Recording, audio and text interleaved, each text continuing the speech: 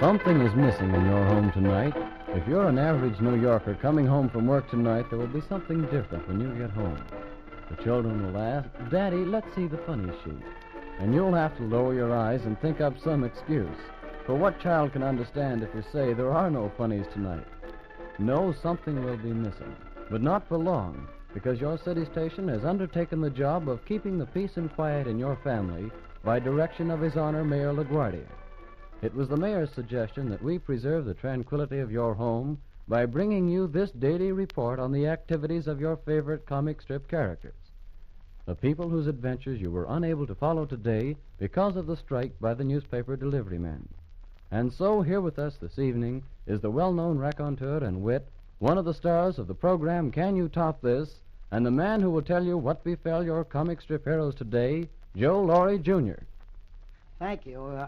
I can't tell you how glad I am to be here tonight, kids, and you grown-ups, too. In fact, I'm happy and proud and privileged to be able to read comic strips. I've read them for years to myself, but I've never read them in public. I'm not going to compete with our great mayor. I heard him Sunday, and he thrilled me, and he made me happy that I was a New Yorker. You know, our mayor, he doesn't merely say something, but he always has something to say. And to take off that time from his speech to take care of the kiddies of our city and to read them the funnies, I thought that was a great gesture. And only comes from a great, big, busy man who takes care of one of the greatest cities, the greatest city in the world. And remember, it was for the kiddies, and they can't vote either. So you heard Harry Hershfield yesterday, one of my buddies on the Can You Top This program. And tonight you're going to hear me, if you're going to keep listening. And Thursday you're going to hear Senator Ford. He won't be here tomorrow because we have our broadcast tomorrow, WOR, plug. But tomorrow, a friend of ours is going to talk to you and tell you about the comics. He's a great fella, great comedian, and an old newspaper man. He used to sell old newspapers, I think, in Philadelphia. He's an old vaudeville man. You've seen him many times. He's been on the screen, on radio, and now is one of the stars of Hollywood Pinafore. His name is Russ Brown, and I know you're going to enjoy him very much. He speaks a very high-grade English. He learned it at the Lambs. He has a Harvard accent with a Bronx twist to it. And now, let me see. Harry Hershfield gave you a surprise last night, which he always does. He told you Palooka for today. You remember? He gave you a day ahead on Palooka. Well, I'm going to read Palooka that he told you about today. And then I have a surprise for you, too. I have Palooka for tomorrow. You see, I know Hamilton Fisher, too. So I'm going to start with Palooka in the mirror. Now, there's a picture of Palooka swimming. You know, remember he was out swimming among the sharks and all. And he says, while he's swimming, he says, "I don't see nothing." "Oh, yes, I do. There's a buoy. It wasn't there the other day." And you see him in the next picture climbing up to this thing, and there's wires. There's wires all over the thing there. And he says, here's wire. Wonder where it goes. Golly, there comes the Nazis. I better stay down. Listen, this is a tough spot. And he sees two Nazis coming towards him. And the two Nazis are speaking in the next picture. They're on this little island, and they say, "Putin said the Americans wanted to come out here, but he led them to another place." And the other German says, "The buoy is still in place. See if the wire is still connected. Pull on it." That's the end of the picture. Wait, I'll tell you a little later what Palooka does tomorrow. And now we come to the World Telegram, Little Red Rider. I love that. I love that thing. You remember they kidnapped Little Little Beaver, rather. And the girl says to him, he's tied to a tree, and she says, "Did Bussick or Boomer hurt you, Little Beaver?" And Little Beaver, the little Indian boy, says, "No, Missy Beth, but me plenty mad. Want to bust 'em their nose, you betch 'em." That's an Indian talking. The next picture shows the fellow looking in the grip with a lot of money in it, and his gun is out. He says, "The express money is all here, Duchess." And the Duchess says, "Good. Now I won't lose my ranch I put up as bond." See, she put up her ranch as a bond. And then they stole the money. "Duchess, I reckon you'll have to turn back to Rimrock." That's Red Ryder speaking. He says, "Sure, Red. I'll haul those crooks to jail. Toss them in the wagon." They got a big wagon there, one of those covered wagons. and Little Red Rider is there. He says, and the driver of the wagon says, by golly, I ought to charge the sheriff big freight rates for lousing up my wagon. That's the end of that. Now we go to one of the great strips of America in the Mirror, Little Abner. You remember his mother told him yesterday not to shake hands? She saw that thing, and she says, never shake hands with anybody. And this big fella comes along, says, and Abner says to himself, no shaking hands with nobody, nowhere, nohow. I promised Mammy, and Mammy knows best. Dave Dogmeat, my old enemy, he sees him coming along. And Dave Dogmeat says, hi there. He was fit all our natural lives we've been fitting. He says, let's call the whole thing off and be friends. Shake. And he puts out his hands to Little Abner. And Little Abner says, nothing doing. See, he remembers what his mother told him to do. And the other fellow says, he says, listen, I ask you like a gentleman to forget our silly quarrel and shake hands. And you refused. You knows what that means? And Little Abner, with the other fellow's hand around his throat, says, I do. Then fella hits him, and he sobs. He says, I refuse to shake his hand, which he give him the right to bash my face in. But, groan, I'm sure Mammy knows best. And you see the other guy walking away, Dave Dogmeat. Now, we don't know what's going to happen to Little Abner. He's up against a tree, all busted up. Now, of course, we come to Dick Tracy. Ah, old Dick. You remember she hid in the laundry wagon yesterday? Harry told you about that? Well, the first picture shows the butler and Dick Tracy and this woman. And the butler says, all I know, ma'am, is that I saw the maid going upstairs to her room 20 minutes ago. She was carrying a roasting pan. And Dick Tracy is having something in his hand here, some cloaks, and he says, it's apparent that she left her room in a hurry. Her uniform bears several spots that appear to be blood. He's gazing all over the uniform. The next picture shows Lady Hart in the laundry wagon.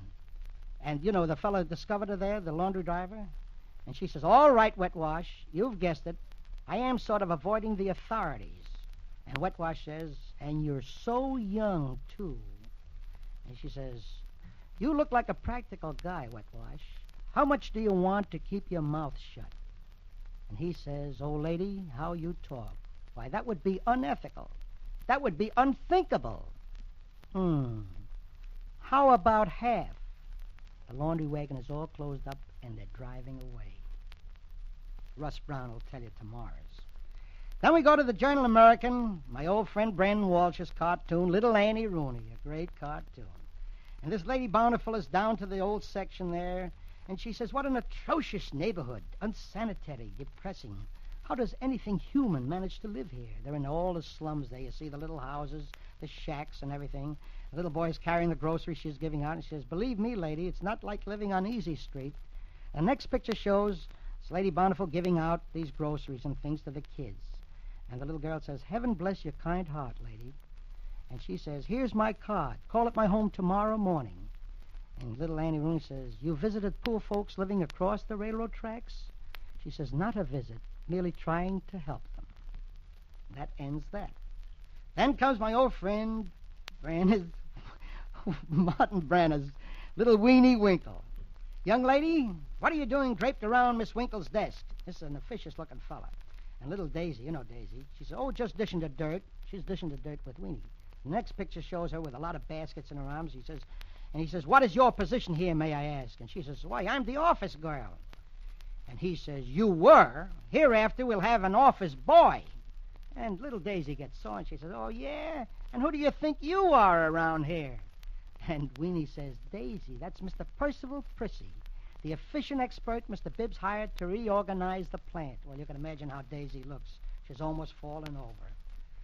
And now we have, Harry read you this yesterday, and I'm reading you the next one. Bringing Up Father, one of the really great cartoons of America. And Mrs. Jig says, she says, you always said my brother didn't like you. Well, he just sent you this box of cigars. Now, do you see how wrong you have been? And Jig says, cigars from me, from your brother? The next picture shows him looking at the cigars. He says, well, I guess I've been wrong. I always thought he disliked me. The next picture we see him puffing away on a cigar, and he says, you know, I shouldn't have been so harsh in judging his opinion of me. The next picture you see him laid out and stars all around him. He's dizzy. He's all dizzy, and he says, "Oh, now I know he hates me, all right. These cigars would kill a mule." And he falls over in a dead faint. Now, I'm going to tell you, see, I told you I knew Ham Fisher, and he sent me tomorrow's palooka. This is tomorrow's, which you'll hear in the morning anyway. But this is tomorrow. Now, we see Nobby Walsh making a speech. He's working in a factory, remember? He's working in a defense plant. And this says, July 4th, 1945. We take time out from our story on this greatest day in the American calendar to remind those at home.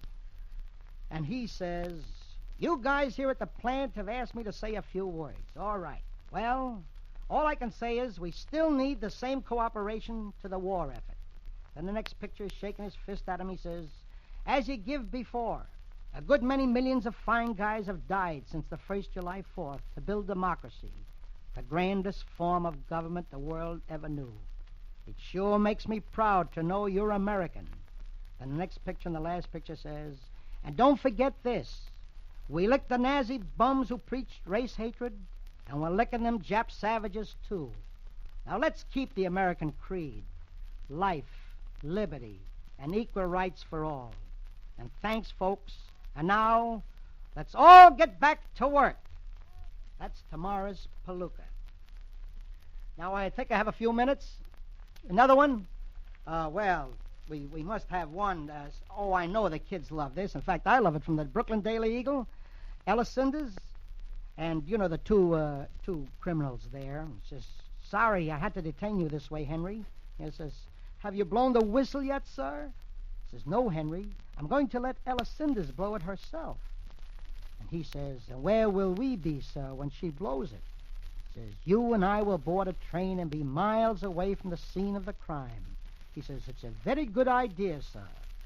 He says, "You're a genius, sir, to let the victim assist in destroying herself." He says, "Oh, shucks, Henry, it was easy. Now, tomorrow you'll see what Ella Cinders does. Does she destroy herself, or doesn't she?" And I guess that's about all the time I have, but I don't want to finish just with the funnies. I want to thank the mayor again of this great city for taking time out and giving the kids these little things, these comics, to see that they read them and see them. I have a poem here by Thomas Guthrie, which I think fits our mayor very well. It's just a short poem. Just want to finish with this thought. Here it is.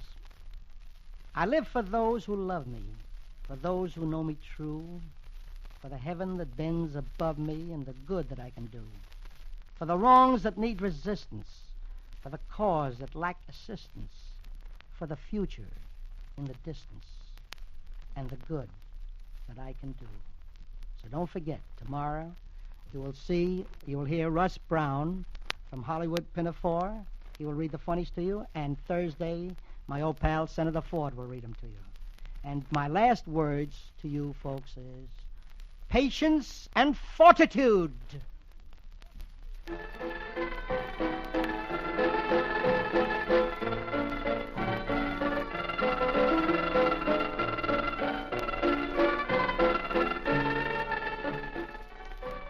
Thank you, Joe Laurie, Jr. Thank you for enabling our thousands of New York youngsters and oldsters, too, to go to bed happy and peaceful tonight, safe in the knowledge that their comic strip heroes have successfully come through another day of peril and adventure. And remember, folks, as long as this newspaper delivery strike lasts, your city station will broadcast these daily comic strip roundups twice daily. The morning papers at 8:05 a.m. and the evening paper strips at 6:15 p.m. with Harry Hershfield, Senator Ford, Joe Laurie, Jr., and Peter Donald of the Can You Top This program, who are appearing at the invitation of the mayor. And for all the latest world and local news, stay tuned to the Municipal Broadcasting System.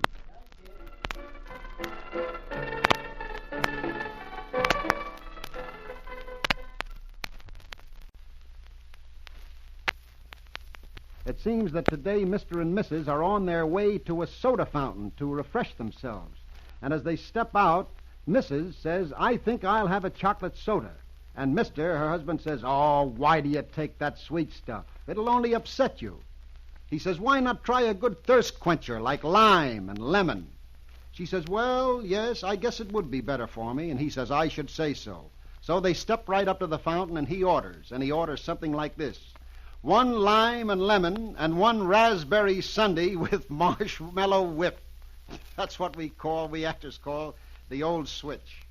Well, here's little Orphan Annie. You know, Orphan Annie's on trial, and here it is the 4th of July, and she's in jail, and here's her lawyer with the ever-present dog Sandy in the middle.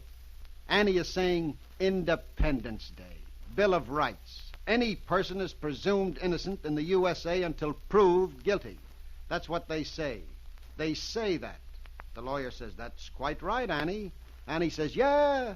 Well, how the Sam Hill can I keep from being proved guilty if I'm not allowed to tell the truth, the whole truth, and nothing but the truth?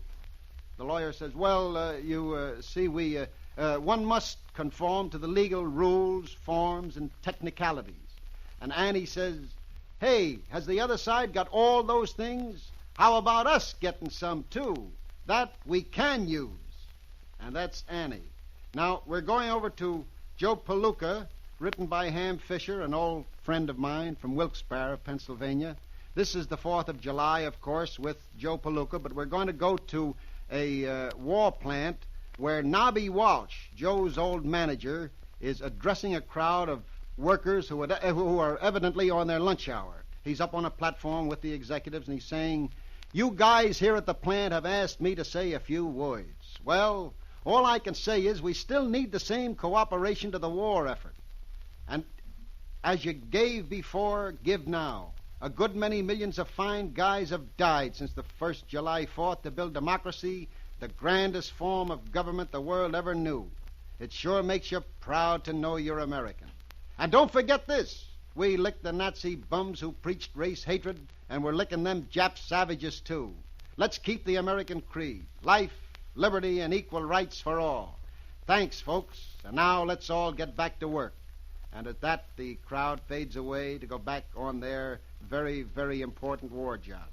And here we are with Terry and the Pirates.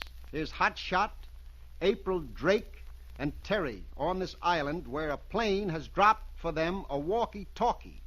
Hot Shot is saying, look, children, our little Navy playmates didn't forget a thing. A free handy talkie with a code. Where do we mail the top off the Jap battleship? Terry says, say, this is a special cipher they've dreamed up to test our American background, Hot Shot. Hot Shot says, what? Say, it's so simple it might work. The first 13 letters in the alphabet are paired with the names of the 13 original states listed alphabetically. Terry says, yeah, the last 13 letters are paired with the names of the present-day capitals of the 13 original states. The cities follow the order of their state names. This is important. The important thing that we must supply the missing state and the city's names. And down below that, there is a chart. And against the letter A is Connecticut. Against the letter B is Delaware. Against the letter N is Hartford. And against the letter O is Dover. Hartford being the capital of Connecticut, of course, and Dover being the capital of Delaware. And in the last picture, Terry is saying all this security isn't just to pick up survivors.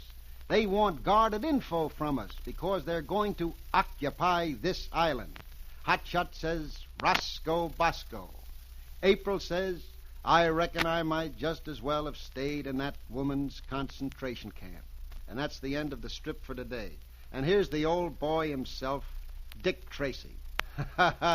Here's Breathless. Well, you know, Breathless has been caught with an arm full of dough in a laundry wagon.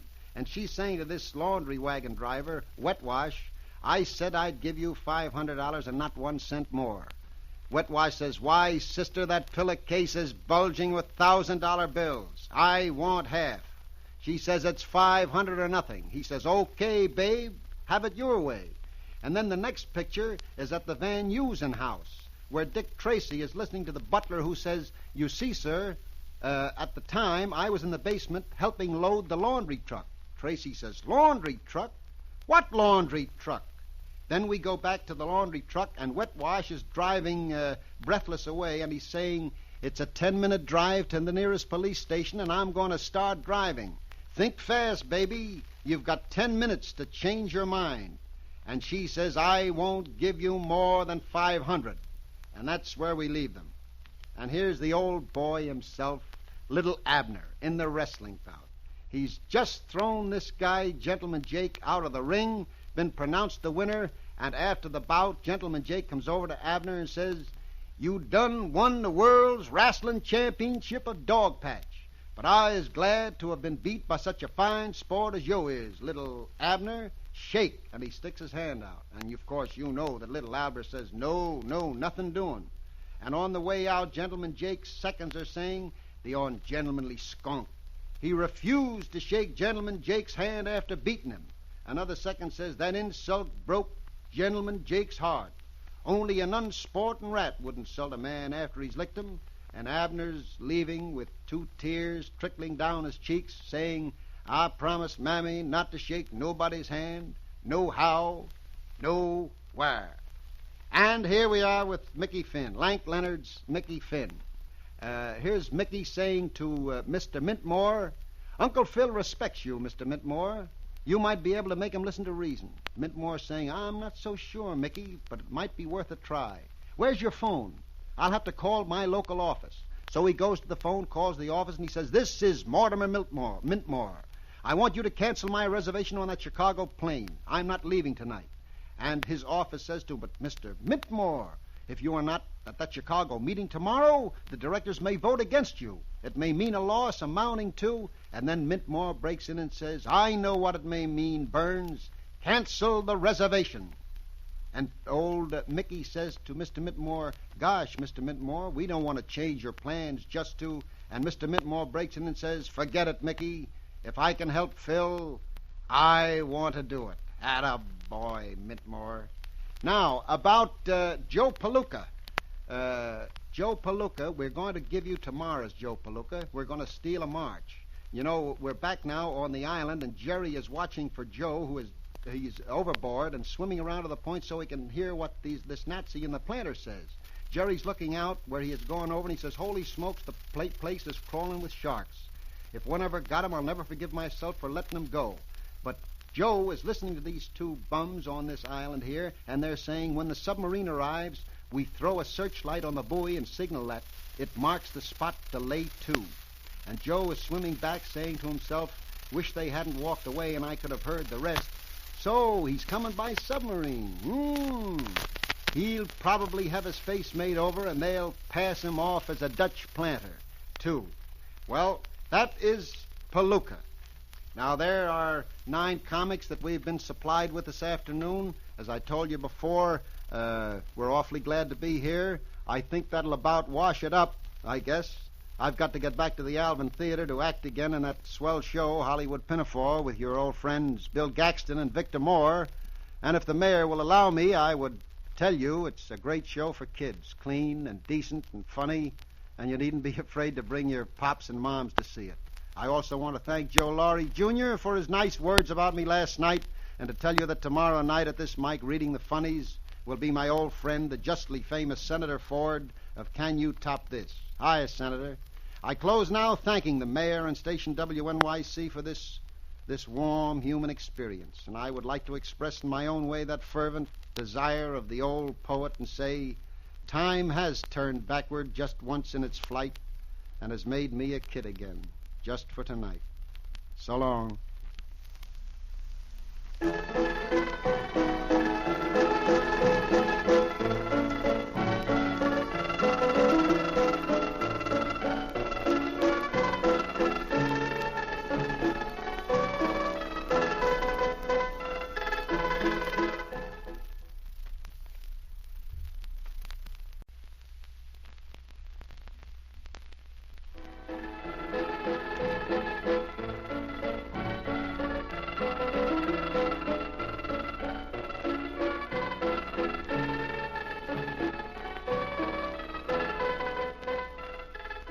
Good evening, New Yorkers, young and old alike. You're all invited to gather around your radio and listen carefully. By now, even the youngsters in the family must know the reason why they are unable to read about Dick Tracy, and why they haven't heard from Joe Palooka in over a week, and just what has happened to Red Ryder and Little Beaver. No, it's not all a part of a dastardly plot to keep you away from your comic strip friends. Rather, it is a delivery strike that prevents you from learning all about these people. We hear all about General MacArthur's advances against the Japs during the news broadcasts over this station. But now here is some equally important news, the news of your favorite comic characters, as read for you tonight by Senator Ed Ford of the Can You Top This program. Good evening, children. This is your Uncle Senator. Going to read the funnies to you. Isn't that good? Or is it? Well, I hope you all had a happy 4th of July. Now, let's do this way. Pull up your chairs to the radio. Get it close to the loudspeaker. Come on, George. Oscar. Charlie. You too, Fiorello. You know, incidentally, the mayor certainly did a grand job on Sunday reading the funnies. I just hope I'll do them half as well. There's one thing about reading the funnies tonight. At least I'm getting a chance to look at a newspaper, which I haven't seen in a week or so. Let's start with Chic Young's Blondie. The subtitle today is Dreadful Thought. Now, in the first scene, we have Alvin and Dagwood. And Alvin says, "Hi, Dagwood, old beanbag." And Dagwood says, "Alvin, you're the freshest kid in the neighborhood." Now, in the next panel here, we have the kid skipping rope. And Alvin says, "I'll turn your rope for you, Cookie. The little Cookie's just going to jump over the rope." She says, "Oh, thank you, Alvin." And out of the window, we see Dagwood. He's looking the whole situation over. And then they're in the living room, Dagwood and Mrs., and he has a terrible thought. He says, "You know, I just had a terrible thought. What if Alvin becomes our son-in-law when he grows up?" And in the last picture, we see him picking up Cookie and running into the house with her, and he says, "I won't take any chances." Well, here's Brandon Walsh's Little Annie Rooney, my old pal Brandon Walsh. In the first scene here, we have Mr. Lacey and Dolly. They're having tea out in the open. There's some palm fronds showing there. And Mr. Lacey says, "You have been deceiving me. Your beautiful, sophisticated mask hides a charitable heart." Now, she's a good-looking blonde, Dolly is. And Dolly says, "So what? I'm only an amateur charity giver, but you're a Class A professional." And he says, "Oh, nonsense. I'm ashamed of how little I give." Dolly says, I know you're a wicked miser. That's why so many folks call you Santa Claus." And little Annie Rooney and the dog, they're standing off in the distance watching this, and she says to the little dog, she says, "Gee, Zero, isn't Mr. Lacey grand? When I told him Miss Dolly was helping poor folks, he felt glad all over." Oh, who wouldn't when you help people? It's fine. That's the thing to do. Oh, Joe Palooka. I haven't seen Joe in a long time. Now, sitting on a bank here, overlooking the sea, is Jerry. That's Joe's pal. And he says, "Holy smokes, the place is crawling with sharks. If one got 'em, I'll never forgive myself for letting 'em go in." Then in the next panel, we find a couple of Nazis. We can only see their feet, and we suppose they're Nazis. And in the water is Joe. And he says, when the submarine arrives, one Nazi says, when the submarine arrives, we throw the searchlight on the buoy and signal that it marks the spot to lay to. Then in the last picture, we have Joe saying, "Wish they hadn't walked away, and I could have heard the rest." So he's coming by submarine. He'll probably have his face made over, and they'll pass him off as a Dutch planter, too. Swimming away on that one, on the punchline. Oh, here's Bringing Up Father. Old George McManus's comic. Old man Jiggs is sitting in his office here. He has his hand on his desk. He's puffing a cigar, one eye closed. And he says, "You know, since the baseball season started, Chuffy, the office boy, is about as hard to find as snow in the tropics." And then we find little Chuffy. He's standing on a chair, one foot on the desk, one on the chair, and he's phoning. He says, "Hello, Mr. Jiggs. I have something to tell you. My grandmother just..." And that's an unfinished speech, and then Jiggs over the other end of the phone says, "I suppose you're going to tell me you're going to a funeral." Chuffy says, "Nope. I'm going to the ball game with her. She has 2 passes to the grandstand." Gosh, I have a grandmother who's playing in the big leagues right now. She's playing shortstop for one of the clubs. Let's see, we have Lank Leonard's Mickey Finn here. Well, Mickey, in the first picture, Mickey is talking to Mr. Mintmore, and I don't know who the old lady and the young gal are. You youngsters probably know. Mickey says, then you're not going to mention it when Uncle Phil comes down? Mr. Mintmore says, no, Mickey. Would only antagonize him. I let him tell me all about it, about her gradually. And in the next picture we have Mickey and Mr. Mintmore talking some more, and Mickey says, but that will take a long time, and you didn't intend to stay in town. And Mr. Mintmore says, this is an emergency, Mickey. Now you'd better wake him up and let him know I'm here. And Mickey starts up the stairs, and Mr. Mintmore says, and Mickey, let him think I just arrived so he won't suspect you told me anything. Mickey says, okay. Starts up the stairs. Now, in the last picture, we have Mickey saying, that's right, Uncle Phil, it's Mr. Mintmore. And Uncle Phil says, hot diggity. Tell him I'll be right down. Well, here's Skippy. Well, Skippy. Two kids are, Skippy and another kid are leaning over a fence here, and Skippy says, a man told Uncle Louie he had some work for him to do of a Sunday. The other kid says, what kind of a job was it? And Skippy says, the screwball wanted Uncle Louie to blow his eyeglasses rounder on the outside. Well, here's Russ Westover's Tilly the Toiler. And the subtitle here is, an explanation is due. Tilly says, I'm sure Iggy's got something on Wally. He didn't deny it. And Wally says, in the office now, he's there with Iggy. He says, after all, Iggy, you've got something on me. And Iggy says, well, tell Tilly so, but that I'm not threatening you. Wally says, oh, that's too much. Iggy says, but I can't stay in wrong with her. If you don't tell her, it'll just be too bad. Wally says, say, if you aren't threatening me, just what are you doing? Little Abner. I don't believe I ever saw this one before. I know about it. It's Al Cap's great comic, but let's see. This is something in this first panel here. We see a man in a quicksand, an old fella in a quicksand, and little Abner is standing on the bank, and the old fella says, help! Just clasp my hand and yank me out of this quicksand. And Abner says, gulp. I promised Mammy I would clasp nobody's hand. Nohow. Nothing doing. He starts to run away. But I'll try to find someone who will. So don't go away. So he could in the quicksand. So the old man says, why can't you? Do you yell a dog? And just then little feeble Joe comes running into the picture. And he says to Abner, he says, how come you didn't help him, you big lout? Has you got a sore hand? And Abner says, no, sir.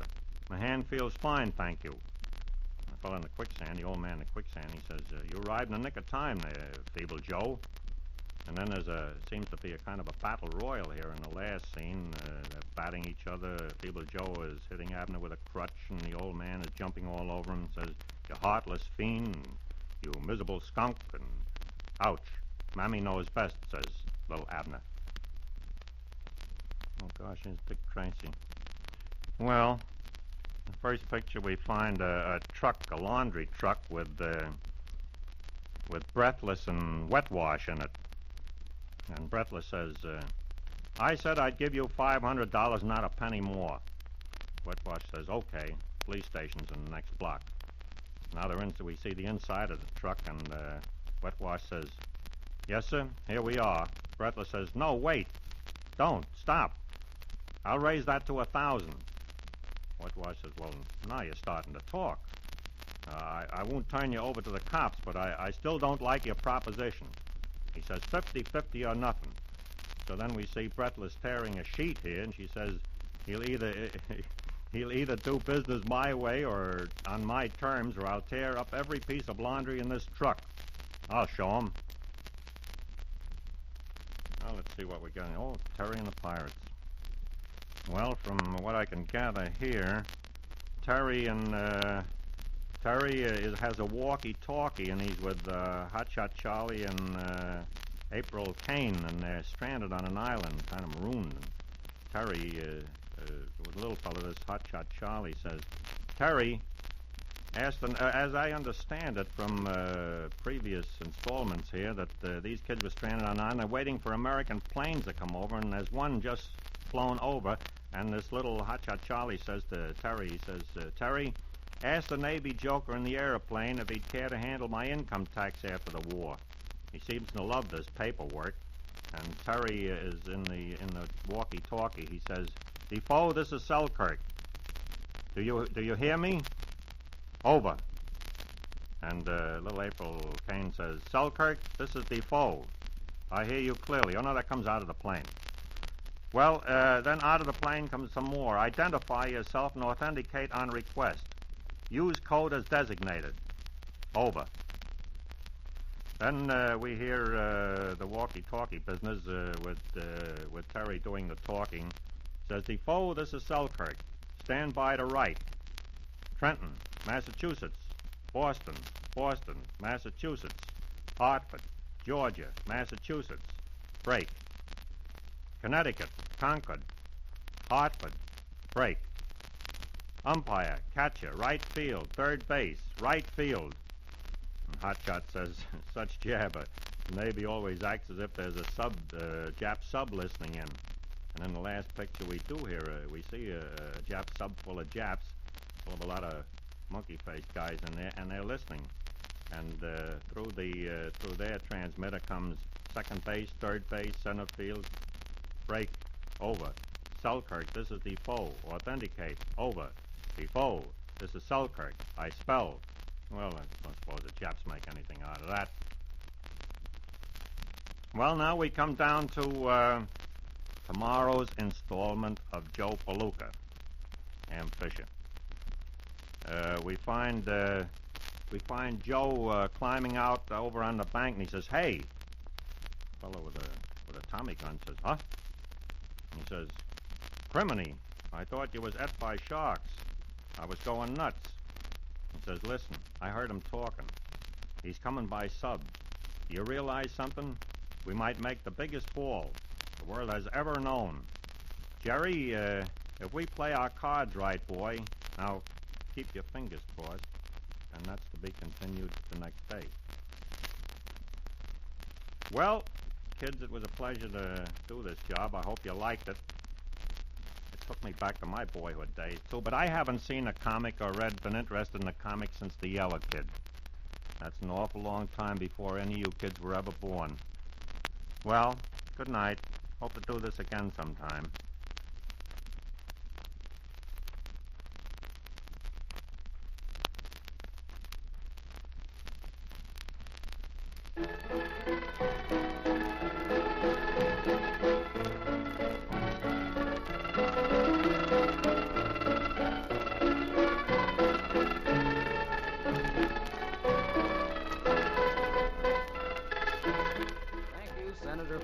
Thanks on behalf of 7.5 million youngsters of New York City, where everyone who reads the comics is young in heart.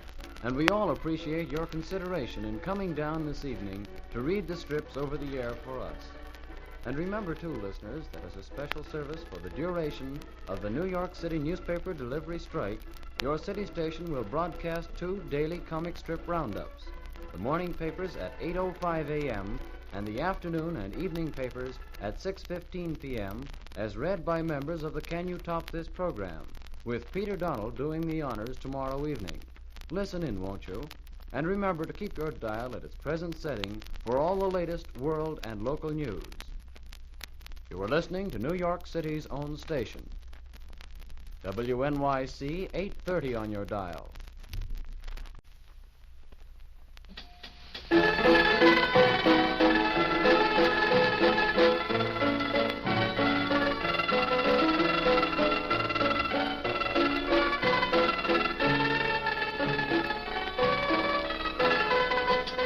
Good evening, New Yorkers, young and old alike. You're all invited to gather round your radio and listen carefully, for by now even the youngsters in the family must know the reason why they're unable to read about Dick Tracy. why they haven't heard from Joe Palooka in over a week, and just what has happened to Red Ryder and Little Beaver. No, it's not all part of a dastardly plot to keep you away from your comic strip friends. Rather, it's a delivery strike that prevents you from learning all about these people.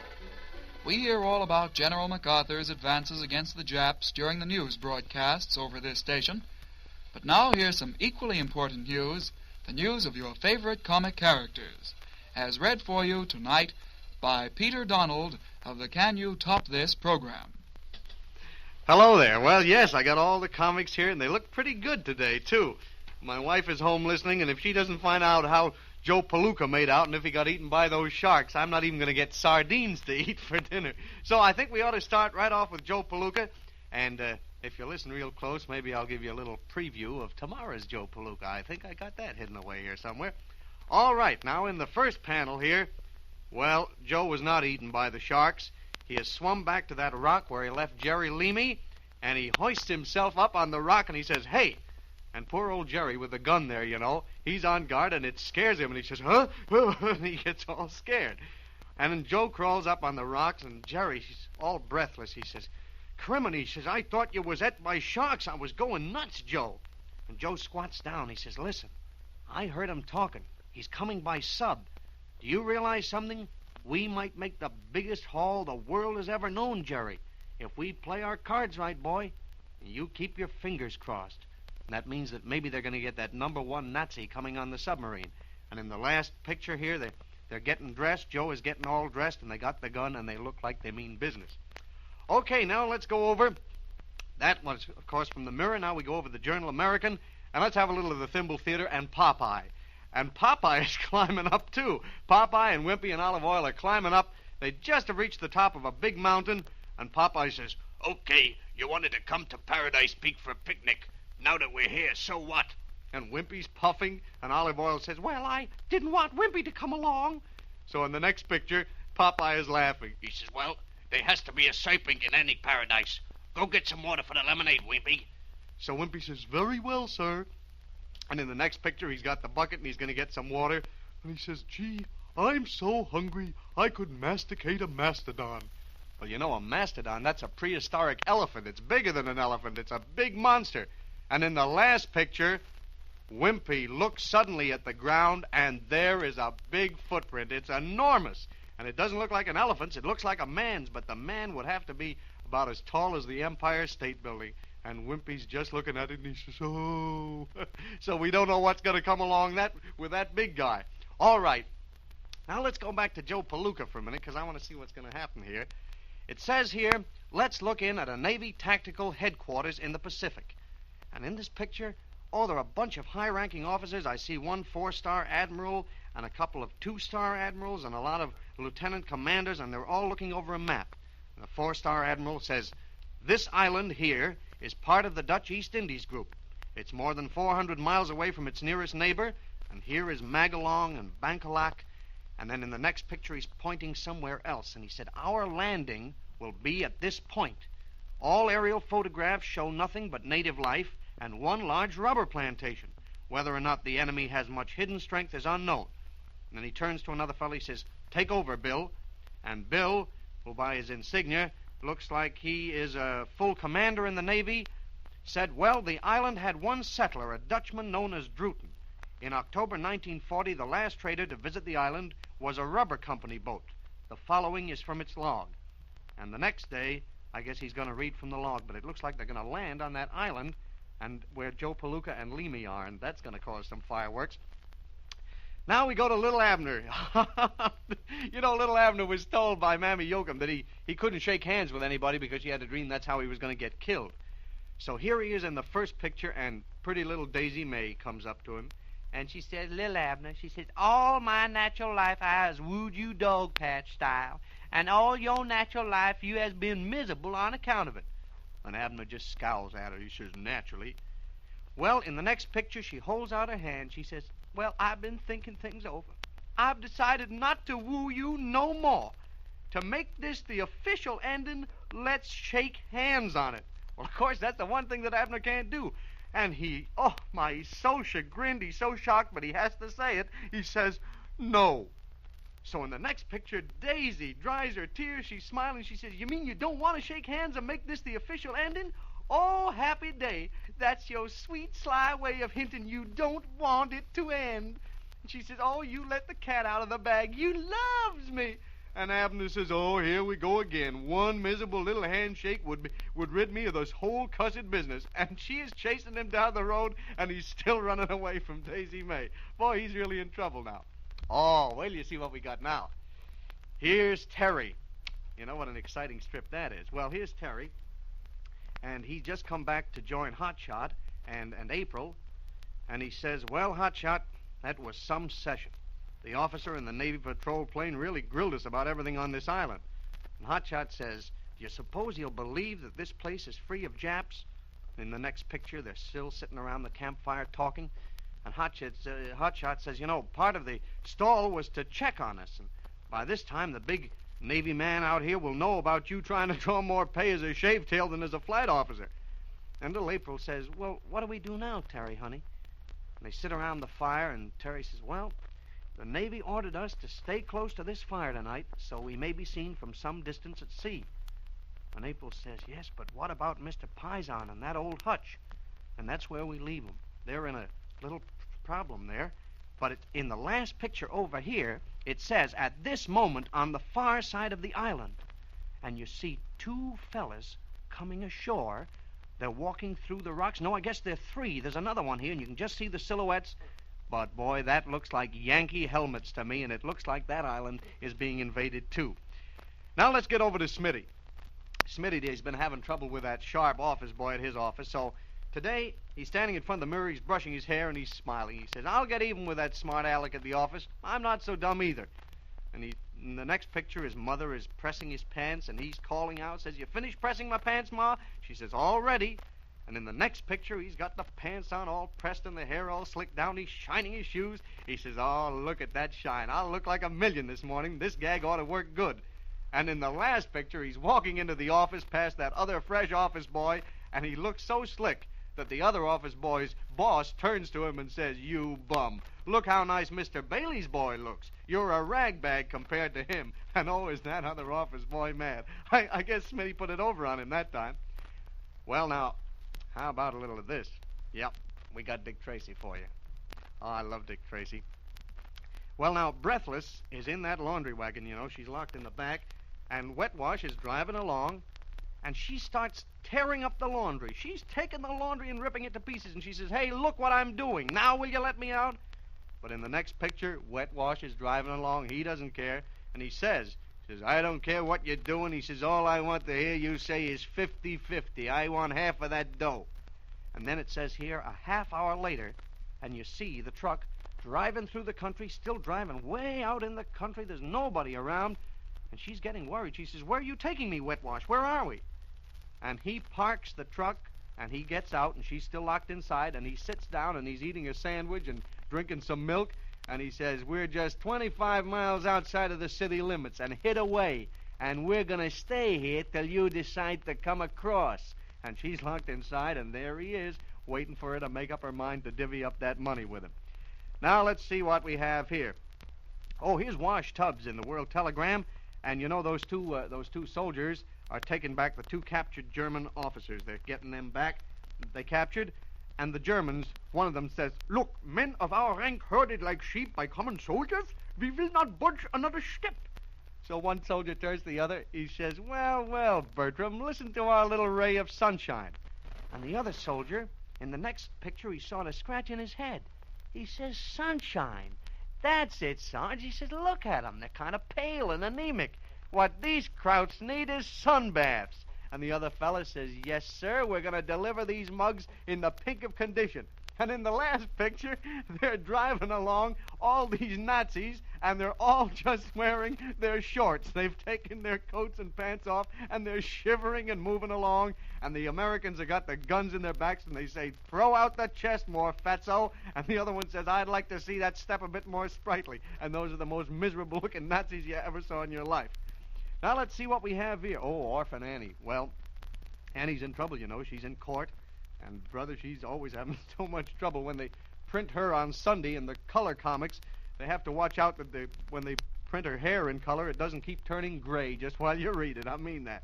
And now here's the prosecuting attorney. He's got her in the witness chair. He says, "Not content with your dastardly and foul deed, you now seek to blacken the sacred memory of that saintly and noble soul." He says, "Have you no decency? Are you the completely heartless little monster that your bloody act proves you to be?" And Annie puts up her hand. She says, "Are you kidding? I never touched her. I was scared to death of her." And in the last strip, he's just looking at her very disdainfully. He said, "Oh, so perhaps you did it in self-defense, eh? Ha ha, a likely story." And it looks like she's in for a tough time with that boy. Now let me see what we have over here. Here's Gasoline Alley. And Mrs. Brown, I don't care much for her, you know. She's that other sergeant's wife, and she's not so good, that blender.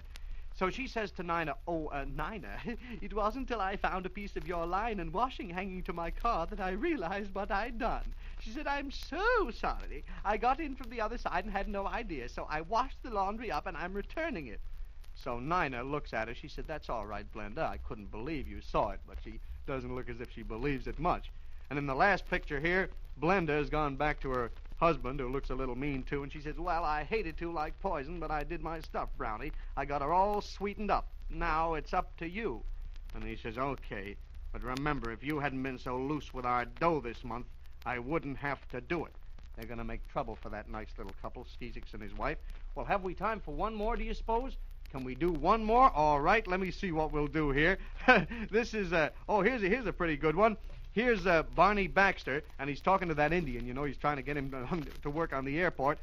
And he says, "Now you foofed out on your first 2 questions. Now this is your last chance to become a pilot." And the Indian says, "Oh, give out, boss."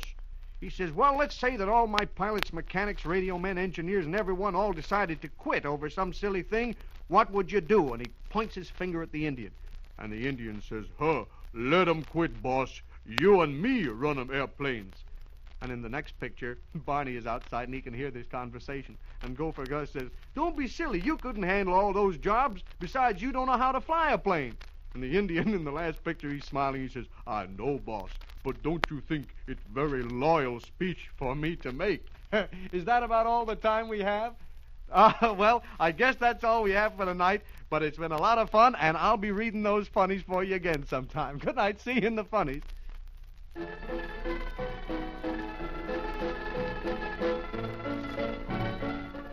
Thank you very much, Peter Donald. Thanks on behalf of the 7.5 million youngsters of New York City.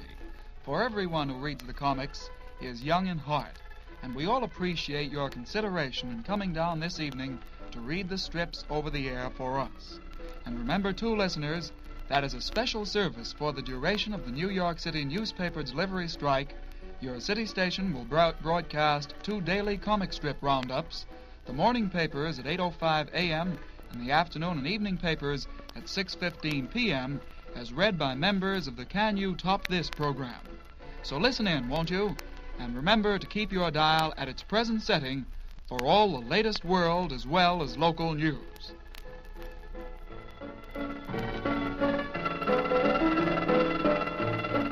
This is the Municipal Broadcasting System.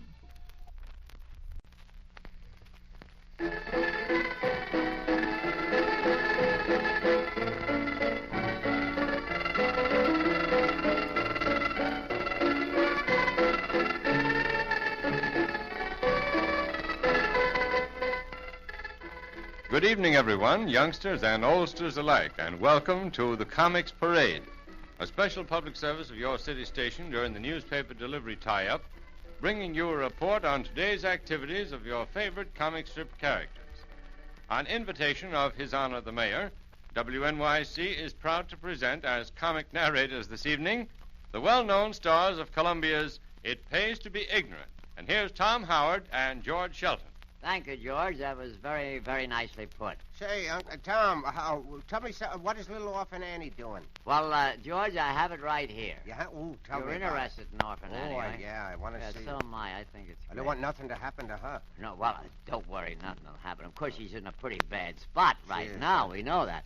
But this one opens today, George, with the detective, the copper. Oh, the You fella that brought her and that put her brought in her back. in that you nice know. family. Yeah, he went out to the farm and got her, remember, and brought her back. Yeah. Well, he meets the district attorney on the street. That's old Sprig Sprout, I think they call him. I don't like him. Oh, he's a mean guy. Yeah. He's out for no good. You bet he isn't. Huh? You bet he Oh, isn't. no, he's out for no Don't good. like his Well, the looks. cop meets him and he says, you know, Sprig Sprout, that kid is innocent. Annie. The copper says, yeah. Meaning Annie. Meaning Annie. Yeah. He says, that kid is innocent. Why don't you give her a chance? I think she is innocent, too. Oh, what do you know? You think she is. We know she is. But you can't make the district attorney believe that. What does he say? He says, you stick to being a cop. Yeah. Because I'll handle my job. Oh, Tough guy. Yeah. I'd like to bust him right in the snoot. Me would you? too. Huh? Me too. I'd like to hit him with a tomato or something. Oh, tomato isn't hard enough, No, George. no.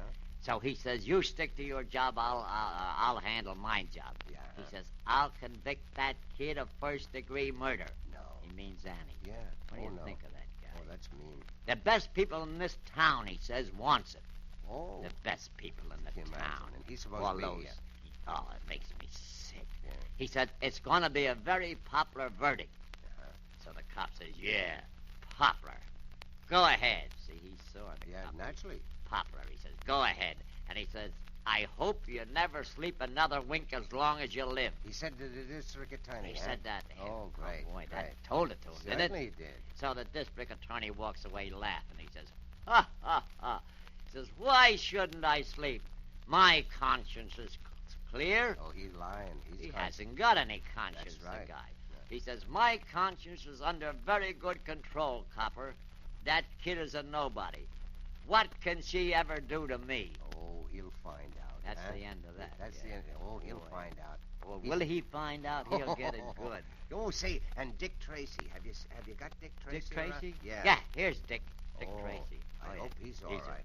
Well, you remember how Dick Tracy, the last time we heard about Dick, remember he went out to the Van Hoosen house? That's right. To find out about this money bag and all? Oh, yeah, that... And you remember was up in the Breathless? tree and The Breathless Breathless was and- the maid, and she went down into the gardener's cottage and killed the gardener That's with right. the pruning shears. Yeah. Remember that? Yes, I Right do. in his back when his back was turned? You're right. She's no good either, No, that girl. Breathless, you mean?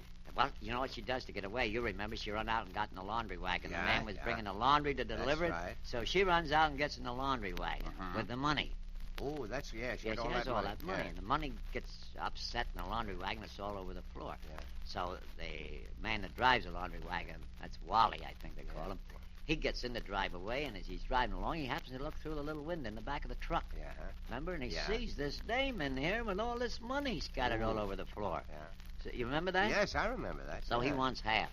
Oh, half of all her money? He wants half of the money, and she won't give it to him. Oh, I bet Breathless is breathless now. Oh, breathless. She's worse than breathless. Yeah. Well, as this thing opens, you see, George, Yeah. Tracy finds out about the laundry and the address from Mrs. Van Hoosen. So he goes down to the laundry. Oh. And here we Where find... this fellow works, huh? Yeah. Yeah, huh? So here we find him talking to the manager of the laundry. What's he say? See, there's the manager standing Oh, back of the counter. He's a nice there. looking man. Yeah, he's an intelligent-looking Yeah, fella. yeah. Wears glasses. Yeah. Something the matter with his eyes or Yeah. something. See all the bundles on the Oh, shelves yeah. of laundry there? There's bundles of laundry. Yeah. They're lucky, the people that get that laundry today, huh? So he says, Tracy says, I'm looking for the driver who picks up the Van Hoosen laundry Yeah. up at Willow Lane and 8th Street. That's where the Van Hoosens live. Yeah, that's Yeah. the estate up there. Yeah. Beautiful place she nice, has. Wasn't it? Wonder how much you paid for that Oh, joint. Is plenty, it yeah. pip? Huh? Those willow trees Oh, and beautiful. everything. She just had them pruned. I know she did. Yeah. Well, the manager of laundry says, oh, he says, yes, that's Whitewash Wally's district. See, Whitewash Wally, they call Oh, him. the, Here. the driver of the laundry Of the truck. That's Yeah. his nickname, Whitewash Whitewash Wally. Wally. Yeah. He says, that's Whitewash Wally's district, Mr. Tracy. He won't report in for a couple of hours yet. Uh-huh. Because he has to make a lot of other deliveries Yeah, and pick up other laundry. Other laundry, see? yeah. He won't be back. So then the scene changes here, and it shows a laundry truck parked beside the road. Uh-huh. See? Yeah. With a laundry driver sitting on the road. Whitewash beside the- Wally sitting Yeah, there? he's sitting outside, and he's got Breathless, the prisoner, in the truck. Oh, good. He won't let Breathless out of the truck unless she splits 50-50 of the money. Oh, I see. See? I see. He's got the door locked. Yeah. So Breathless is in there saying, well, I can sit here just as long as you can. $1,000 is my top offer. So she Uh-huh. offers him 1,000 to call the deal off and Yeah. let her out and go about her business. Uh-huh. But he wants half. 50. He wants... How much was it altogether? Well, wasn't it about 50,000? 50,000. Oh, he that wants guy wants 25,000. $25,000. 50-50. Yeah. He says right here, he says, I want half, baby, and half I'm going to get. Uh-huh. Tough You guy think he you'll is. get it? I don't know. Oh, look what happens here. What? This Breathless is a pretty smart dame. She says, you'll be sorry you ever met me, brother.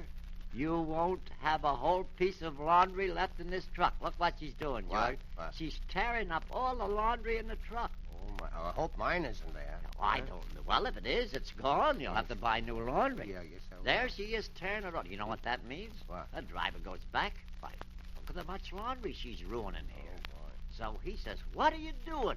What did you say? He looks in the truck, and there she's tearing up all the laundry. Yeah, and what did he do then? Well, that's all there is.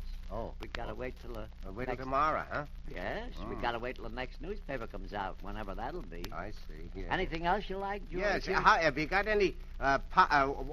Smiling Jack is good. Smiling I Jack? always like him. Yeah, let's see what he's He's smiling always about. laughing. He's not laughing lately. No? He's in a pretty tough spot. No. Well, we find him here in the island talking to that woman. What was her name? Do you remember? You know, the woman that escaped with him in the boat and the yeah, little, I forget his her. little son. I forget her name. So she's talking to Jack, and she tells him, just before I went on my last mission and was shot down in enemy country, headquarters had offered me to send my baby to America. Uh-huh. See? That's what Jack's telling her. Yeah, I see. Jack's telling her that. That girl, that. Yeah. So he heard us talking about shipping him, and that is why he stowed away on my bomber. You remember that Oh, time? yes, he Little did. Jack's son overheard them talking about shipping the son away from his father. Yeah. That little kid was pretty smart. He overheard him, so you remember he stowed away in the bomber? So she's telling the story. Yeah. Consunheit, you got a cold, Yeah, I ain't you? got a little tickle in my throat. A tickle? See, I'm excited about Jack. I see. Mm. Well, he stowed away in the bomber, as you know, so she's telling it to the girl. So he says, I had thought about sending him back to live with Cherry, my Yeah. sister-in-law, I see. who also has a young child. That would be nice, Jack, but Cherry would probably be busy looking after her own baby. The woman says Oh, that. I see. She This says that to woman's got Jack. something in her mind. Yeah. I think she's trying to get the baby herself. Oh, think yeah, so? see what she says here What? on the next picture? Please, let me take him, Jack. I'll give him every care. Oh. She says to Jack. Now, in comes She's this... scheming, huh? Yeah, in comes this sergeant, or... You remember the sergeant was kind of sweet on Jack? Yeah. The woman, Whack, I think Yeah, she is. Or yeah. something. She likes And, Jack. yeah, and she says in her mind, see, it's all unclouded. Oh, here. she's thinking. That this, means huh? she's thinking, Yeah. see. It doesn't say she's talking, it's thinking, but it gives you an idea what she's thinking about. She says to herself, I don't like that woman. I can't stand much more of this. If Jack lets her take him, I'll blow my top. She says. Ah, she's Huh? yeah. She's going to butt in there any minute now. She's going to blow her top. She You might, know, women she can might, tell more about women than... Oh, yeah. She's apt to blow this other woman's top, too. You know Ooh, what yeah, I mean? that'll be two Well, we tops. got to leave that, George. That's the finish of that, huh? That's the finish of that until tomorrow. Say, have you got... Is Popeye around? Popeye? Yeah. have you No, got I Pop- can't. Oh, yeah, that's the Journal American pictorial. Yeah. Yeah, here it is, Popeye. Oh, yeah, look, this shows The little... Timble. Timble. The yeah. Timble Theater or something. Oh, yeah, the Timble Theater it's called, but Hmm. this is Popeye. This is, look, the first picture shows little Sweet Pea. Oh, yeah. What's Yeah, he doing? he's reading a book here. Yeah? See the book? What's the name of it? Jack and the Beanstalk. Oh, that's... Oh, he's reading the story Oh. of Jack and the Beanstalk. I read that. That's And he great. says, well, blow me down. He's very much Sweet Pea interested. says? Yeah, Hmm? he's interested in the story, you know, I about see. the Beanstalk. Yeah. So, Ann Jones is in the room, too. Yeah. See, there's Annie Oh, Jones yeah. sitting here in the next picture, She's nice shelling looking, beans. Yeah, nice looking girl. Yeah, she's kindly old soul, isn't Yes, she? yeah. I don't care much for that hairdo there. No, do you? no, it's all But right. it's That's all a right. style, I guess maybe. that's at a that style time. there, yeah. His shoes looks a little too big for her, too. Yeah. Anyhow, she's shelling beans there. Yeah. And after Sweet Pea reads the book, he gets an idea. So he creeps over to Annie Jones. He says, Annie Jones, I don't suppose you'd mind if I takes one of your beans. Just one'll do. What Andy Jones said. She says, you can have as many as you want, Sweet Pea. That's But he only takes one. Uh-huh. See? What's Now- he want it for? Well, here it shows in the next picture. Oh. See him running away with the bean in his Oh, hand? yeah. He says to himself, this might not work, but there's nothing like trying.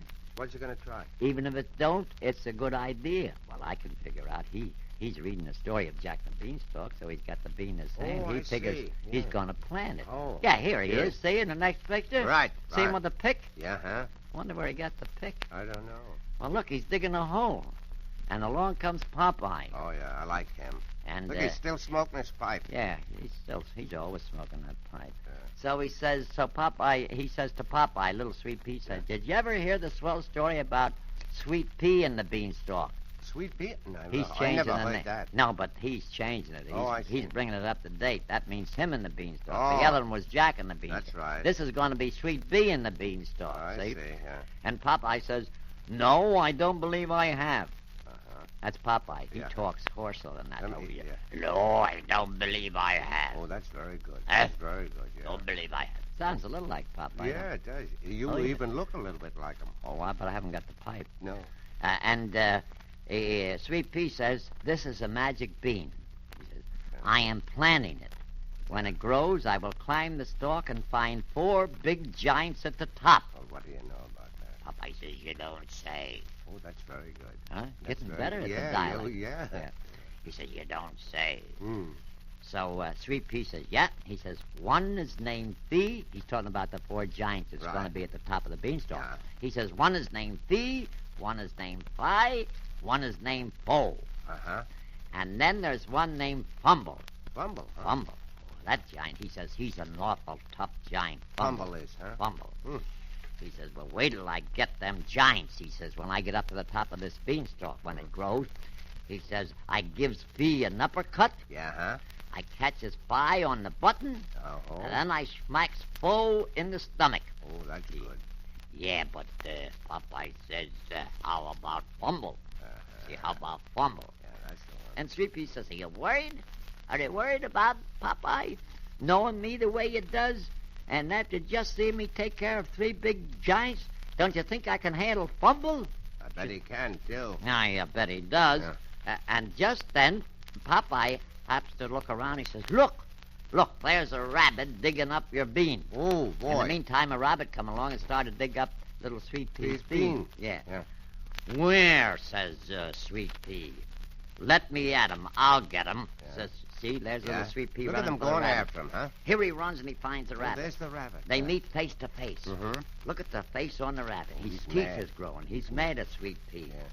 And just then the rabbit chases Sweet Pea. Yeah. And there we find Sweet Pea running like thunder with the rabbit after him. Look at him. Popeye hollers after him. He says, oh, what do you think of that? I thought you was a giant killer, Sweet Pea. Yeah. And Sweet Pea says, I am, but he ain't a giant, meaning the rabbit. Right. Boy, that's great, ain't Isn't it? it? And he- That's He marvelous. lost the bean and everything. then. Sure. Well, George, I think that's about all we got time for now. It is? So we'll just have to say good night, kiddies. We'll be seeing you sometime again in the future. Yes, good night, kiddies. We'll see you again. Well, thank you, Tom Howard and George Shelton. Thanks for coming down this evening to keep our listeners informed of the latest doings of their favorite comic strip characters. And remember, too, folks, that tomorrow morning, Ines Karma will review the Sunday morning comics at 5 after 8. This special service of your city station during the newspaper delivery tie-up is just a part of WNYC's extended news coverage, bringing you the latest world news and complete reports of local city developments. So keep your dial at its present setting for all the latest news. Tom Howard and George Shelton may be heard Fridays on It Pays to Be Ignorant over Columbia. This is the Municipal Broadcasting System.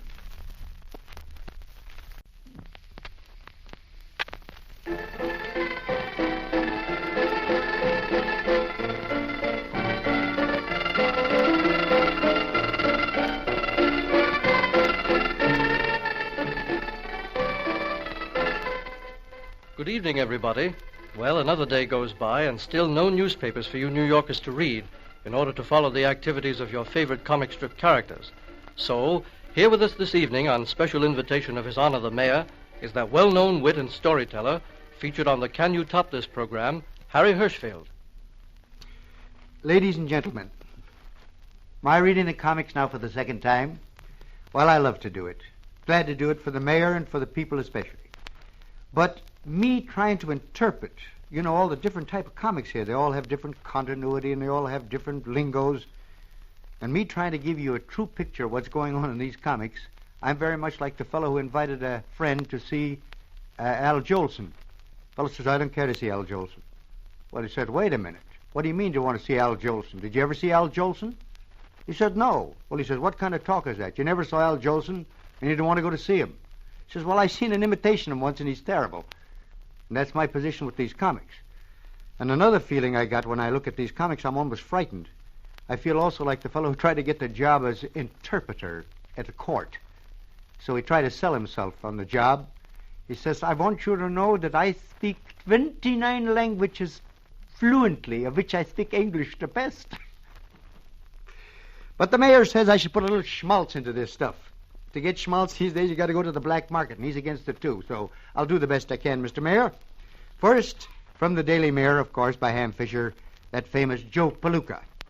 You know, they've been trying, these German spies are on this island, and they've been trying to get these war criminals safe. They're waiting for that submarine or so.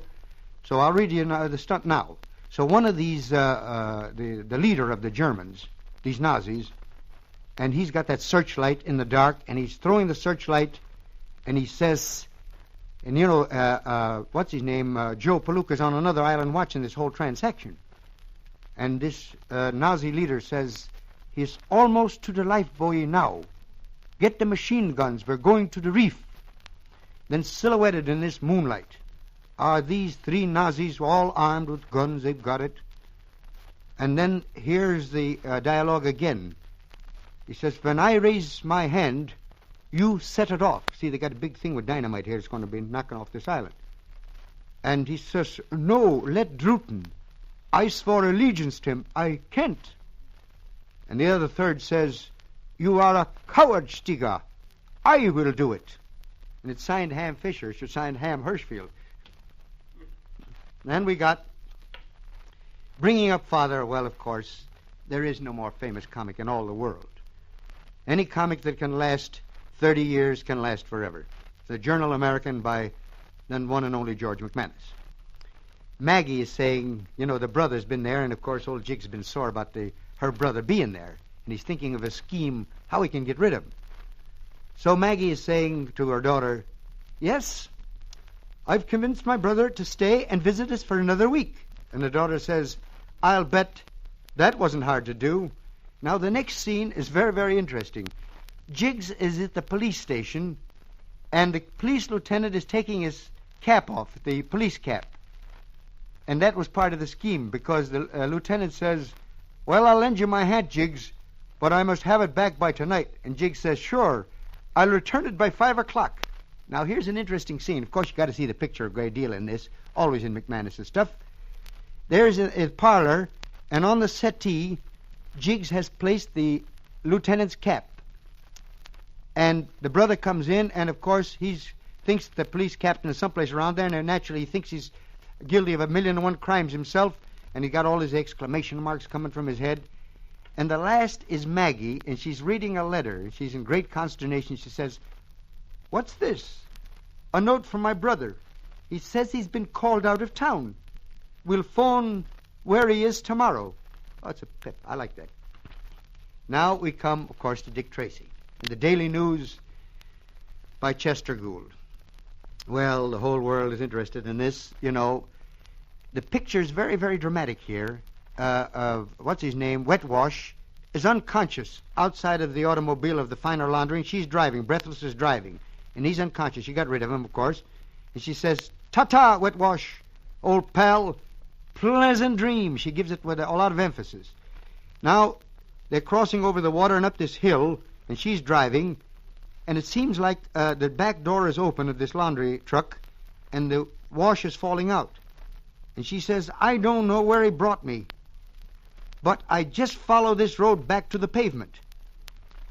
Now, the next scene, the laundry keeps falling out of this back door onto this ground, and they're crossing through these fields. And she said, forgetting to close... No, she doesn't say this, because that's the cartoonist's words. She says, forgetting to close the truck doors, Breathless leaves a trail of tattered and soiled laundry as she presses the throttle to the floor. And then, here's the thing. It says, up one road, down another, then onto a winding stretch of gravel when, suddenly, the motor coughs and chokes. And then in the distance you see the truck, the laundry truck, and she says, it stopped. Now here's the mysterious new characters come in. He seems he's driving a tractor. He's right in the foreground. Now you don't know whether he's a Okie, a tramp, or some mysterious character, but his clothes are all tattered, and he's got funny whiskers and a funny hat. So we've got a new character in. Was that enough schmaltz, Mr. Mayor? Now, from the Daily Mirror by Swan, I always love this. These are what we call complete pictures in one comic. You don't have to continue the next day for these. And there are a lot of comic artists who work that way. They're the old school. This is called the Flop Family. They're having a picnic, the Flop family, and they're sitting around eating pies and cakes and everything. And the wife says, what a lovely day for a picnic. So he's snoozing, the old man. He's had his meal, he's snoozing, the kid's running away. And she says, while you're dozing, I'm going to pick some wild flowers. So she comes back with a big lot of flowers all over. She's got it near her face, and she's holding it up. And she says to her husband, what do you call these lovely leaves I picked, dear? He says, great guns, that's poison ivy. She says, well, don't get so excited. I'm not eating them. Now, from the Evening Sun by Ving Fuller, it's called Doc. And they're all, three women are standing and talking, and two fellows, the Doc is coming towards them with another fellow.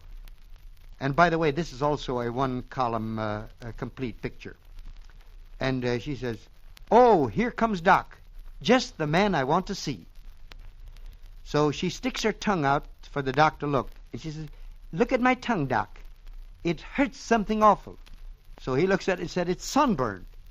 So the Doc is walking away with his friend, and the friend says to the Doc, who is she?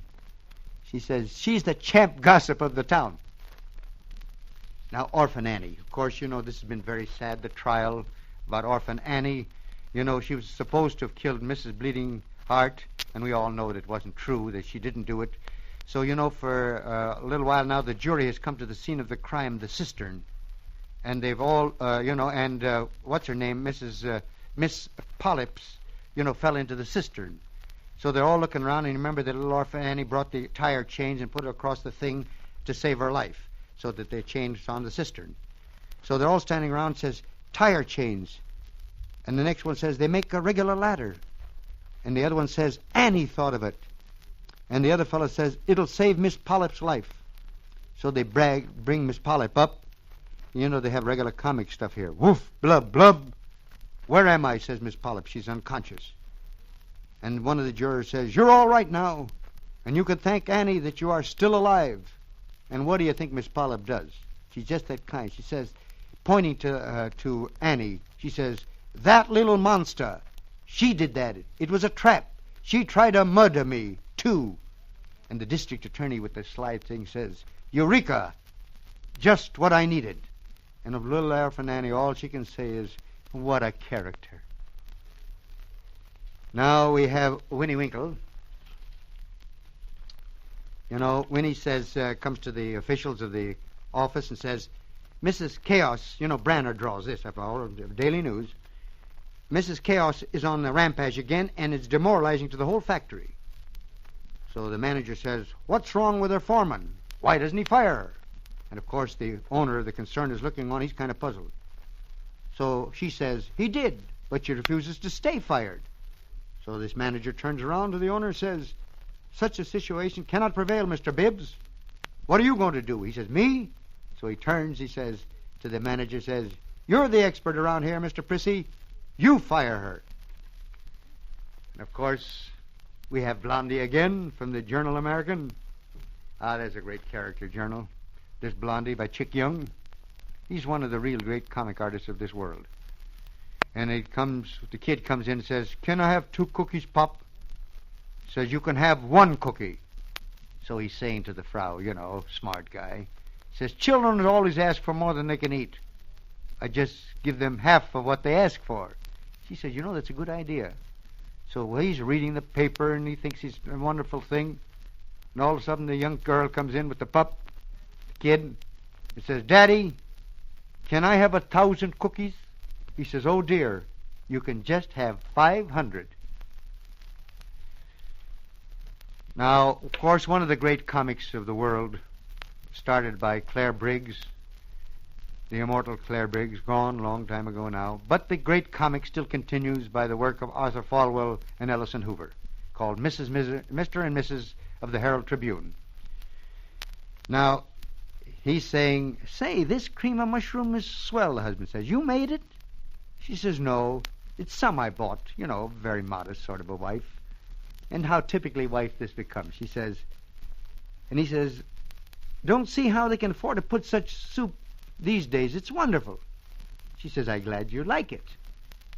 He said, didn't you add anything to it? Just heat it? Is that all you did? Oh, she said, I stirred in half a pint of cream. Oh, you did? That's all, eh? Oh, she says, I chopped a few fresh mushrooms and added a little more seasoning. Isn't that typically like a woman? And now, we got time for one more? Yeah.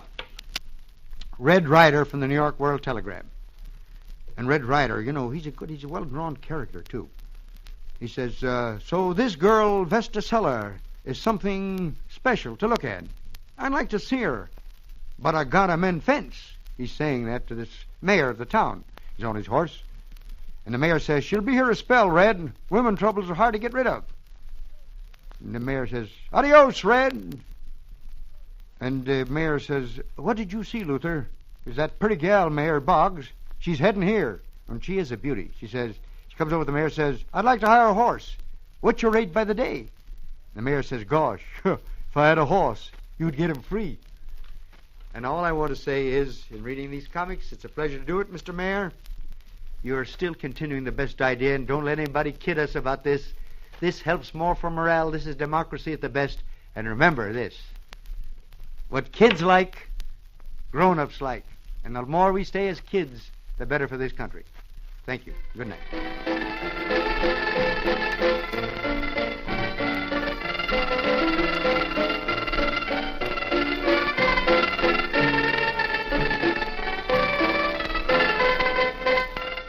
Thanks, Harry Hershfield. Thank you for being with us this evening to bring us up to date on the activities of all the favorite comic strips. And remember, folks, for the duration of the newspaper tie-up, your city station will continue to broadcast the Comics Parade twice daily at 8:05 a.m. and 6:15 p.m. Tomorrow night, Ward Wilson will be our guest narrator, and on Thursday, Joe Laurie Jr. Inez Calmer reads the morning comics. Harry Hershfield is heard on the Can You Top This program twice weekly. And remember, for the latest complete news, keep your dial at its present setting. This is the Municipal Broadcasting System.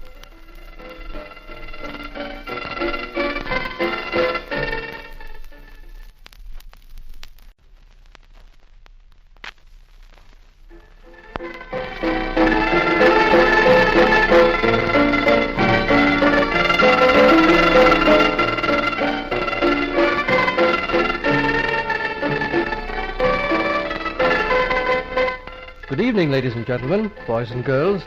Yes, there are still no newspapers tonight in New York City, so don't blame Dad if he couldn't bring you the comics. Because on direction of Mayor LaGuardia, your city station is going to perform that little duty. Yes, once again, as has been our custom during the past 12 days, WNYC brings you the Comic Parade, a roundup of the activities and adventures of your favorite comic strip characters as they appeared in today's local newspapers. And with us this evening, on invitation of His Honor the Mayor, is the well-known radio personality of the Can You Top This program, Joe Laurie Jr., to read the comics for you. Come in, Joe. Hello, boys and girls. This is your little Uncle Joe Laurie Jr. back with you again. I'm very happy to be back with you because it gives me a chance to see the comics today. I've been worried about them. And what is this, our 12th day, isn't it, with the comics? And you've had such great fellas reading the comics to you, like great comedians like Harry Hershfield, Senator Ford, Peter Donald, Howard and Sheldon. They were swell. Russ Brown, Irving Fisher. Tomorrow you're going to have a very good friend of mine, Chic Cohen. He's a sports writer from Tucson. You'll like him. And, of course, the mayor. He really puts the schmaltz on it when he goes at it. And, of course, the mayor's voice always leaves an echo in our hearts. Well, I guess we can start now. Let's see. What do we have? Oh, well, we must see what Orphan Annie does. Of course, you all know about Orphan Annie. She's on trial, you remember, for... they think she killed Bleeding Heart. Well, we know different. And the jury was out to see the spot the other day, and Mrs. Polyps, or whatever her name is, fell in there, and she saved her with the chains, through Orphan Annie's idea of the chains. They saved her. Well, the first picture shows Orphan Annie talking to a lawyer who is a sort of an amby-pamby guy. He's not for her either. In fact, the whole town is against her. But we don't have to worry. I think little Orphan Annie's going to win out. Anyway, she says, little Orphan Annie's sitting there with Zero, and she says to her attorney, she says, I hate to brag, but everybody admits that my getting those tire chains for a ladder in a hurry saved Mrs. Pulp's life. Well, the attorney says, well, she doesn't admit it. He says, she actually thinks that the cistern was a trap that you set in some way. And he turns his back on Orphan. Orphan says, what a mind. By the way, what do you think? She says that to her attorney.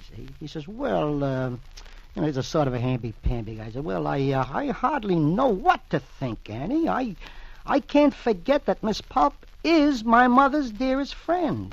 She is a good woman. And little Orphan Annie hears that, and she puts up her arms, and she says, a good woman, my God, leaping lizards. And that's the finish of that. And even Zero looks disgusted. Then we go to Joe Palooka. Oh, this is a very short one, but very mysterious. You remember they were on an island, the two Dutchmen? And we don't know what they are. We don't know if they're spies or not. And you see them with a machine that blows up dynamite. And Drootin is there bending down at the machine. And the other fellow's got a stick in his hand. And he says, Drootin, now! And the next picture, you see the three men on an island, just shadows. And they've got guns, and this box is there. And out in the ocean, you see a big explosion, just boom. And the last picture shows Jerry and Joe in bed. And Jerry's awake. He heard the explosion. And he says, Jerry, Jerry. And he's trying to wake Jerry up, but you know Jerry. Jerry's just snoring. Now, I wonder what happened. Now we got Dick Tracy. Ah, good old Dick. You remember her? Remember when she got what was her name? The girl's name in Dick Tracy. Oh, Breathless. That's right, Breathless. You remember she ran away with the money? And she knocked out the wet wash, the laundry man, and she got to this little shack. You remember the mysterious stranger with the tractor? And he just watched her. She don't know anything about it, and she ran out of gas. So she stops at this old shack, and she's knocking at the door. She says, it seems there's nobody in. Then she sees a car driving away out on the road. It's a police car, and she says, who's that? And we get to the next picture, and the boys in the police car says, we found it, Ed. That's the missing truck. See, they see the laundry wagon right opposite them. And the other cop says, I'll radio Tracy right away. Then we see her jumping into the house. She says, they're searching for wet wash now. Things are getting hot. I'll better get inside. And then the next picture shows her inside, and we hear her saying, ye gods, what kind of a family live here? What a mess. This place must be run by a bachelor. Then we see the picture of the mysterious man on the tractor. You know, the bewhiskered fellow, all tattered clothes and all. And he's taking a chew of tobacco, and he's just watching the house. That's all he does. He don't say anything, but he's watching Bleeding Heart in the house.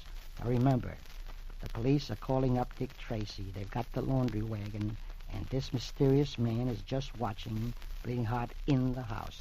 We'll find out what happens tomorrow. Now, Little Abner. Well, we see the beginning of a newspaper. The first picture shows the headline of a newspaper. It says, Barbara Seville will stop in Dogpatch. On her way to a wedding in California, America's favorite songbird, the divine Barbara Seville, will stop long enough in Dogpatch to greet her fans and shake hands with a privileged few. Accompanying the lovely Nightingale will be her fiancé, the world's most distinguished medical luminary, Dr. Flopwood Stitch, who has been long considered second to none in the field of diagnosis. And they show a picture of Barbara Seville, the opera star, and Dr. Flopwood Stitch, the surgeon. Now, that's in the newspaper. That's the headline. Then we see in the house of little Abner, he's talking to his mammy, and he says, Mammy, it says she's going to stop long enough to shake a few hands. Oh, Mammy, dear, could you just make one exception? Remember she told him never to shake hands? And he's crazy about this Barbara Seville. And his mammy says, you promised me not to shake nobody's hands, nohow. And you've got to keep that promise. The next picture shows her in the room, and we don't see little Abner, but we know he's sleeping behind the partition there, and he's just sobbing, sob, sob. And the old lady says, the vision told me a tremendous tragedy would smack him if he shook a hand, don't know whose, but oh, that sobbing, it's wearing me down. And, the old mammy feels pretty bad about little Abner, but you can't allow him to shake anybody's hand. And that's little Abner. Now we come to bringing up father. He's at a reception, and everybody is around this piano, and some woman is singing. A big, fat woman is singing, I'm in love with someone, but where is he? Well, he can't take it. He says, that's all I can take. He says, I'm going to beat it. And he's just about beating it out of the room when a man stops and he says, aha, where are you going? You're Mr. Jiggs, aren't you? He says, yes. Come on, let's sneak out, he says to this fellow, and this fellow says, yes. I'll admit it's boring to listen to all this singing. He says, I'd like to go with you, but I'm the host, and that's my wife singing. Well, you can imagine how Jig feels. He's got a big exclamation point right over his head. And here's from the Eagle, little Bo. That's a cute little cartoon. I like that. And here he is in a little glade, a shady little glade there, right near a little lake, and he's looking at the two kids there. The little dog Bo. He says, gee, it's nice and cool in this old stone quarry. No wonder the kids like to play here. Then we see the two kids undressing. He says, did your mother say anything about coming here? He says, I forgot to ask her, and I wore my bathing suit under my clothes. See, he's taking it off, and he's got his bathing suit right underneath, and little Bo is watching. The little dog is watching right from behind the hill. Then we see the two kids going into the water. He says, we'll build a raft big enough to hold us all, huh? Yes, and the other fellow says, and sail way down a creek, like a trip round the world. The next picture shows little Bo, the dog, all by himself. He says, oh, so that's what Junior meant by saying we'd go around the world. Oh, well, it'll be fun. That is, if nothing happens. Now, tomorrow we'll see. Maybe something has happened to the kids. I hope not, because they're swell kids. And then from the Evening Sun, we got Doc. He's a crazy guy by Ving Fuller. I like him. He's sort of a nutty guy. And he's answering the phone. There he is with his little beard and mustache and his hair all up, and he's listening to the phone. He says, what's your problem? And the man on the phone says, hello, Doc, this is Cecil Sludge. I'm in a quandary. I'm at my wit's end. Then we see a picture of Cecil Sludge telephoning. He says, you told me the only way to cure my rheumatism was to keep away from dampness. And then the next picture shows a doc. He says, well, what's so tough about that? The next picture shows him in a bathtub. We see this Cecil Sludge in a bathtub, and he's saying, I feel very silly sitting in an empty bathtub. That's a silly thing. It's fun, though. Then we see King of the Royal Mounted. Oh, there's a great guy, this king. And Jack is telling me, remember the other day they found this fella dead, Slick John, found him dead. Well, Royal King didn't know about it. So now Jack comes to tell him, and we see Royal King and Mandy is right behind him. And Jack is saying, that's right, King. Slick John was murdered on the edge of town less than an hour ago. And King says, okay, I'll be along in a minute, Jack. Then he thinks this certainly ties in with Mandy's actions. And she says, oh, when she hears about them being murdered. And King says to her, he says, this looks bad for you, Mandy. You had a motive and were away from the diner with a gun. Let's see those eggs you went for. Remember she said she went for eggs? And he picks up the bundle. He says, aha, not eggs at all. It's Billy's lunch. So your brother wasn't at his job, eh? Well, this makes him number one suspect. Well, I think they got their goods on him. You know, that guy, King of the Royal Mounted, is a pretty slick article. We'll find out what happens to Bill tomorrow. Now we come to Smiling Jack. You remember Lieutenant Brownie and Wiki have a pretty tough argument about who's going to take care of little Jungle Jolly, you know. He's a sweet kid. And she's all alone, and she sees the boat. She says, well, the boat is sailing away with Wiki. She says, I feel certain that Wiki isn't going to be good to Jungle Charlie. It may be jealousy, but I think it's a woman's intuition. Then she sees a plane overhead, and she's walking down the street. She says, I just know she's not the right kind of a mother for Jungle Jolly. Then the last picture Smiling Jack is passing, but is not noticing her at all. And she says, but every dark cloud has a silver lining. Wiki may have Jungle Charlie with her, but she looks at Jack. She says, I still have Colonel Martin here. Even if he is so blind, he can't see me. Well, we'll see what happens to Jungle Charlie and Lieutenant Brownie. Oh, little Smitty. This Smitty from the news, you know. You remember these two office boys have had a terrific fight all the time? And he says, they're looking at each other, and he says, that's what I said. And the other fellow says, come on, I'm ready. And Smitty says, not here in the office, we can't fight. Go out front, I'll soak you. He says, okay, I'll be there. And the next picture shows him standing outside of the office. And he says, so he's going to soak me, eh? And the last picture, you see a big pail of water falling right on him. And it's all wet. Well, I guess that's about all we got time for. But I just want to say this. Last time I was with you, boys and girls, I remember I dedicated a poem to the mayor. Well, it wasn't my poem. Thomas Guthrie wrote the poem. But I got a lot of phone calls and requests for a copy of it. Well, I'm going to do it again for you tonight. So have patience and fortitude, kids, just for a second. And here's the poem. And I'd love to dedicate it to the mayor because he embodies all these things in this poem. I live for those who love me, for those who know me true, for the heaven that bends above me and the good that I can do, for the wrongs that need resistance, for the cause that lacks assistance, for the future in the distance, and the good that I can do. That's it, I guess.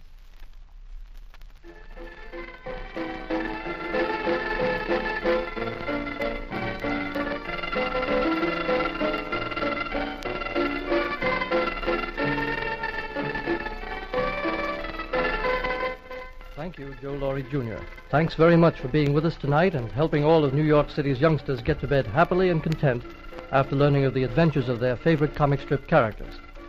For the duration of the newspaper delivery tie-up in New York City, your city station has expanded its news periods to bring you the latest local city developments, and as a special feature, twice daily, at 8:05 a.m. and 6:15 p.m., we present the Comic Parade, rounding up the comic strips. Tomorrow morning at 8:05, Inez Karma reads the funnies. And tomorrow evening at 6:15, Clarence Chic Cohen reads the comic strips. And remember, too, that at 11 a.m. and 6 p.m., WNYC broadcasts the latest War Department redeployment announcements concerning American troops in Europe. Joe, do you want to say anything further? Yeah, just a line. Well, kids, may the angels love you all, but not too soon. Good night. Thanks very much, Joe Laurie, Jr. This is the Municipal Broadcasting System.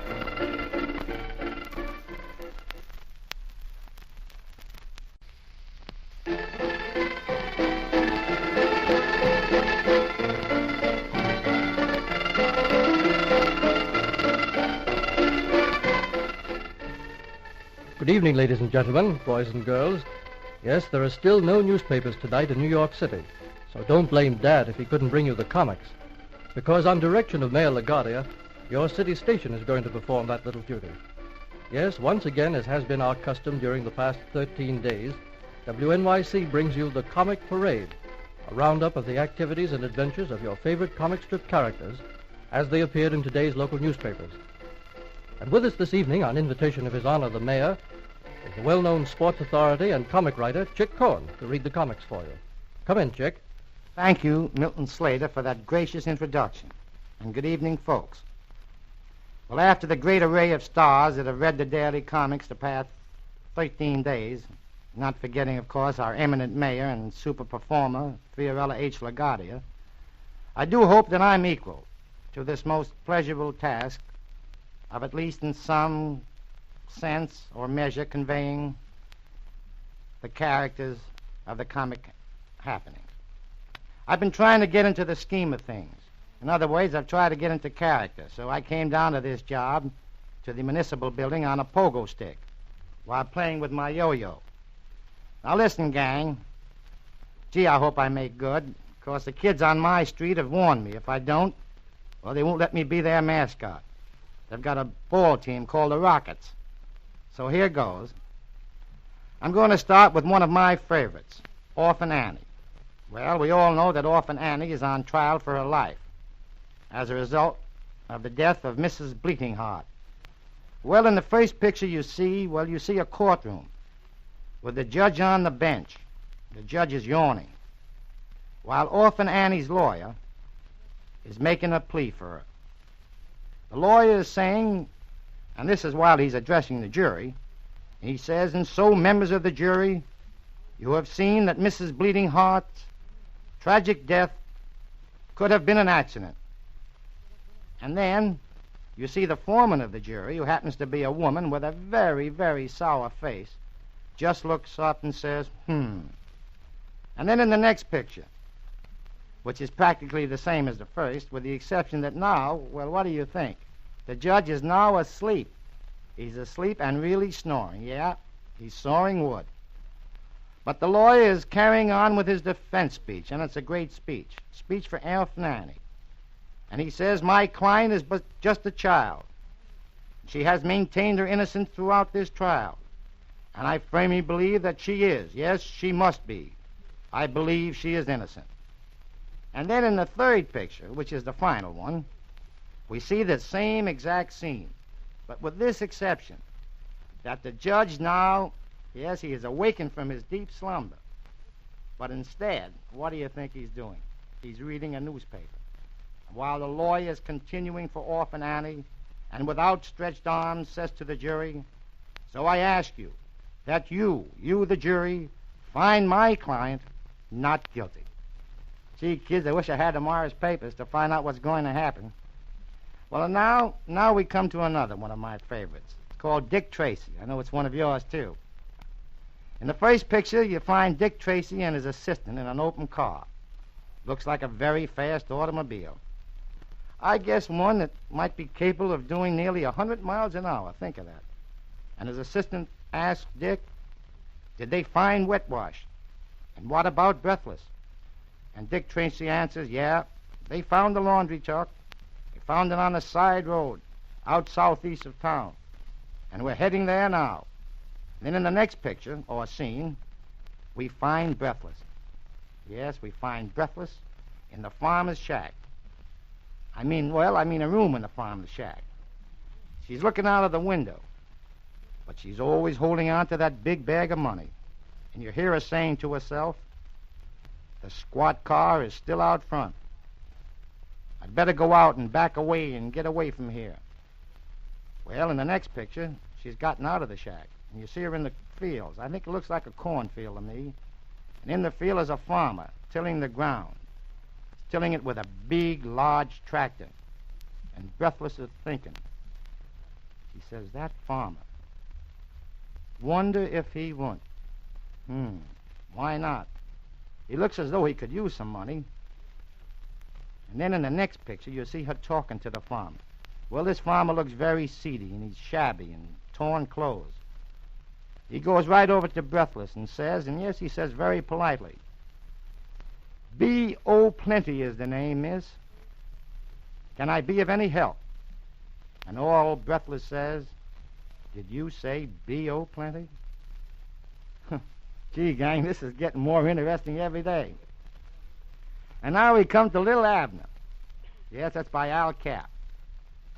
You see in the first picture or scene, little Abner Yorkum sitting in bed with only his shorts on. One hand on his head and seems to be in deep thought. Deep thought, saying to himself, "I obeys my mammy, same as any decent 18-year-old child." And in the second scene, well, it's virtually the same, only that he's now lying on the bed instead of sitting, and with one foot stretched up high, and he's saying to himself, "If Mammy says no shaking hands with nobody, no how, then that's exactly what I don't do." And then in the next scene, which is the final picture, well, you see him out of bed. He's looking at the picture of that beautiful girl in question, and you hear him say, and he sobs while he says it, "But her hand's so sweet and so tender and so innocent. What harm could I make in just this one harmless little exception?" Well, gang, let's see what'll happen tomorrow about whether or not he'll shake hands. I don't know. I have my doubts, but we'll see. And now I've been asked to tell the latest happenings of the Flop family by Swan. In the first picture, you see little baby Flop in the living room peeking into the bedroom. And he hears Mother Flop telling Old Man Flop, "Now hold still." And then in the next scene, you see Old Man Flop running out the back door into the backyard, hollering out loud, and to Gabby, who happens to be passing by the fence. He says, "Bah, that woman." And then in the next picture, you see the old man talking to Gabby over the fence and saying, "Yeah, Gabby, my wife's the original pin-up girl." And then in the next and final picture, you see the old man Flop still talking to Gabby, but he's bending down. And you see a picture of a large safety pin attached to his suspenders. Yes, it's holding up his pants. Gee, what a big pin. And you hear him tell Gabby, yeah, she never sews a button on as long as there's a pin around. I guess that's why he called her a pin-up girl. And now getting away from the comics, just a moment. I'd like to tell some of the children why Mayor LaGuardia always wears a big hat, and is sometimes jokingly called a hat. Well, it just happens that our great mayor is really a cowboy at heart. You see, he was born in Prescott, Arizona. His dear daddy was in the Army at that time, and he was stationed in Arizona, where his daddy was the leader of an Army band. Well, Mayor LaGuardia, as I said, was born there, and as a child, he learned quickly the ways of cowboying and wrangling.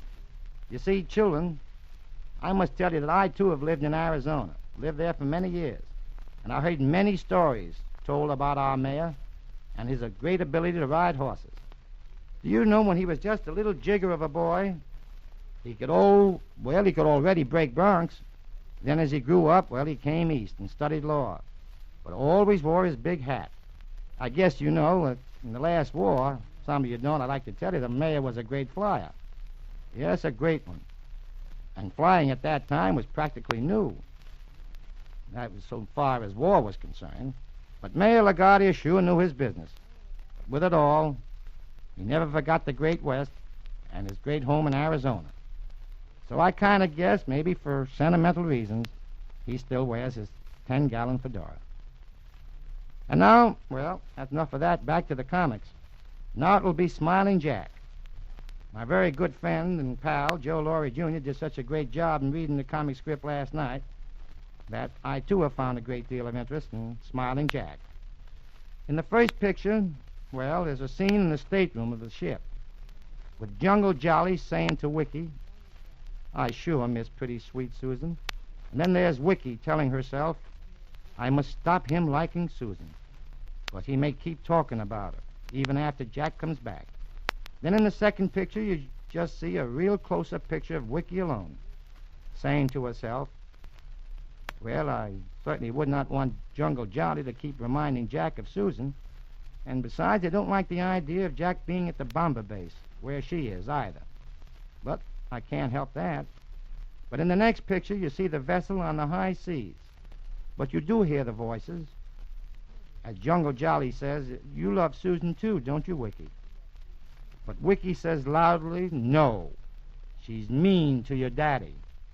She's the operations officers who sends him on bombing missions to get shot at by the Japs."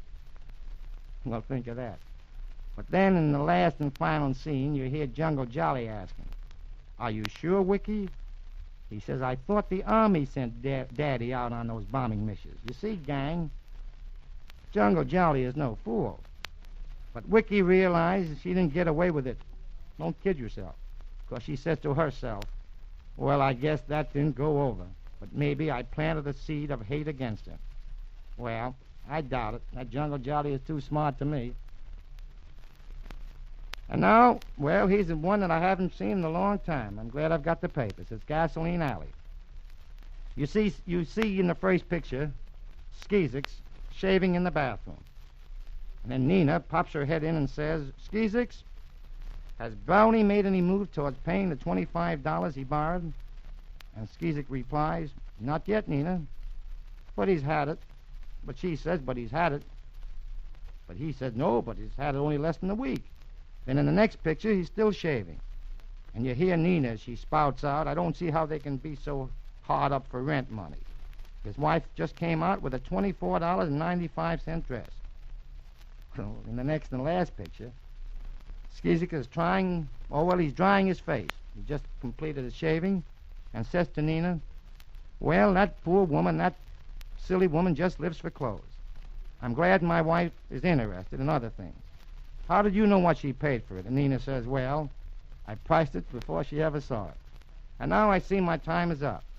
Well, I'm sorry, because I'd love to talk on to you children. But please permit me to deviate from the comics to pay my humble thanks to Mayor LaGuardia through my real friends Harry Hershfield and Joe Laurie, Jr.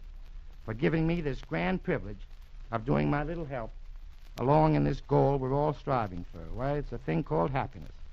But I cannot leave without giving my reasons or my personal 21-gun salute to a great mayor who created this elementary but angelic formula to permit the children of this greatest city in the entire world to follow the fame and fortunes of their favorite comic characters. In closing, I must say, I'm indeed proud to have been of some little assistance, regardless of how humble, to Fiorella H. LaGuardia, a human. Well, good night, kids. It's a pleasure to be with you. Believe me that I, like all these great performers, other performers that have been on this program and read the comics, love each and every boy and girl. Be good, kids. May God bless you all, forever and a day.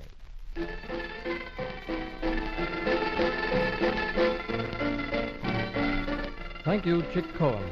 Thanks very much for being with us tonight and helping all of New York City's youngsters get to bed happily and content after learning of the adventures of their favorite comic strip characters.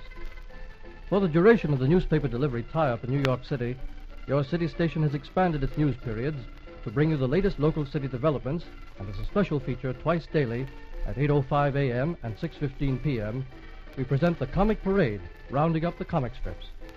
Tomorrow morning at 8:05, Inez Karma reads the funnies, and tomorrow evening at 6:15, Roger Bauer will read the comic strips. And remember, too, that at 11 a.m. and 6 p.m., WNYC broadcasts the latest War Department redeployment announcements concerning the American troops in Europe. This is the Municipal Broadcasting System. And so here with us this evening is the well-known raconteur and wit, an ace comic strip character himself, one of the stars of the program Can You Top This? And the man who will tell you what befell your comic strip heroes today, Harry Hershfield. Good evening, ladies and gentlemen. When it comes to Can You Top This, the mayor is tops. I never enjoyed anything in my life as I did his reading of the comics yesterday. But the mayor knows how to handle comedy. He's been around the Board of Estimate longer than I have. But anyhow, I don't know how the mayor's going to take my reading. In fact, the only fire a mayor doesn't go to is when he burns up. Oh, will he burn up in a few minutes. But I'm coming first to that great Daily Mirror comic, Joe Palooka. Here's what appeared this morning. You know, Palooka has been fighting the intrigues of the Nazis, and he knows that the Nazi intrigue is still going on. And this very thrilling scene here, he's on this island, and his pal, armed, is trying to stop him from getting to the inky waters to go to the next island. And Palooka wants to go. So he keeps saying, Joey, them sharks, please don't go, Pally. And Palooka says, I once read a book that said sharks don't attack men unless they're old ones. Then they can't chase fast fish, or if they smell blood. Keep shooting once in a while, so long, and he dives. But his pal seems to be very, very worried here. Oh, he's got a worried expression. And he says to Palooka, Palooka's now in the water, and he says, if you ain't back in a short time, I'm coming out, and I can't swim either. You hear, you're nuts. Why, you brave sap. Oh, Joey, don't try it. Come back. But in the inky, dangerous water, Palooka is swimming away. Now, it's very, very thrilling. A little later, I'll give you a sneak preview of the Daily Mirror's Palooka for tomorrow. Now I come to the New York Evening Sun. The one is called Doc by Ving Fuller. It shows Doc with a spade. He's got a funny costume on him, and he's digging. Then he's throwing tomato seeds into the hole. And then he has a big bottle, it says penicillin, and he's got a hose attached, and he's squirting the stuff into the hole, And he says, this is powerful stuff. And what do you think comes out on the tree? Already growing ketchup in bottles. That's what he's got in this one. That's the sun. Now, we come to the Daily News. Dick Tracy. Of course, it reminds me of my own Desperate Desmond days on the old New York Evening Journal. Of course, you all know about Breathless and Old Wet Wash. And here's what they had this morning. It said, it says the finer laundry, and the voice come out and says, when I stopped suddenly, I heard that pan bang against the truck. Just how did you get in here? Then the scene shows the scene in the truck and a lot of money around with bags of money. And says, and Breathless says, well, you see, I was just hitchhiking. I ride downtown to do some shopping and he says, gonna buy a couple of handkerchiefs, no doubt. Why, there's thousands of dollars there. And he's got a big laugh on his face, and the laundry bag's around. He says, listen, baby, I don't care who you are or how you got here, but I'm interested in the Mazuma. And he's looking at the money, and he's got a big smile, kind of a vicious smile. And he says, now just tell Wet Wash all about it. I think you and I can get together. Now we come to the Journal American, that great comic by George McManus, bringing up father. The daughter saying to Maggie, the wife, I saw Daddy fighting in the cigarette line at the corner store. I think it's horrid. Says, right, I'll talk to him. So old Jiggs is standing, he says, huh? And Maggie's letting him have it with that one eye of hers, and she says, you heard me. I'll not have you fighting for smokes on street corners. I'll not be disgraced by your actions. And then she doesn't let up yet. She's going for him again. She says, well, if my brother could give up smoking, there's no reason you can't. He says, no, but... And he says, listen, the reason he gave up smoking is because he has a stiff back, and he can't bend over to pick up the cigars or cigarettes. That's Jiggs. Of course, tomorrow night, I've got other comics here to read.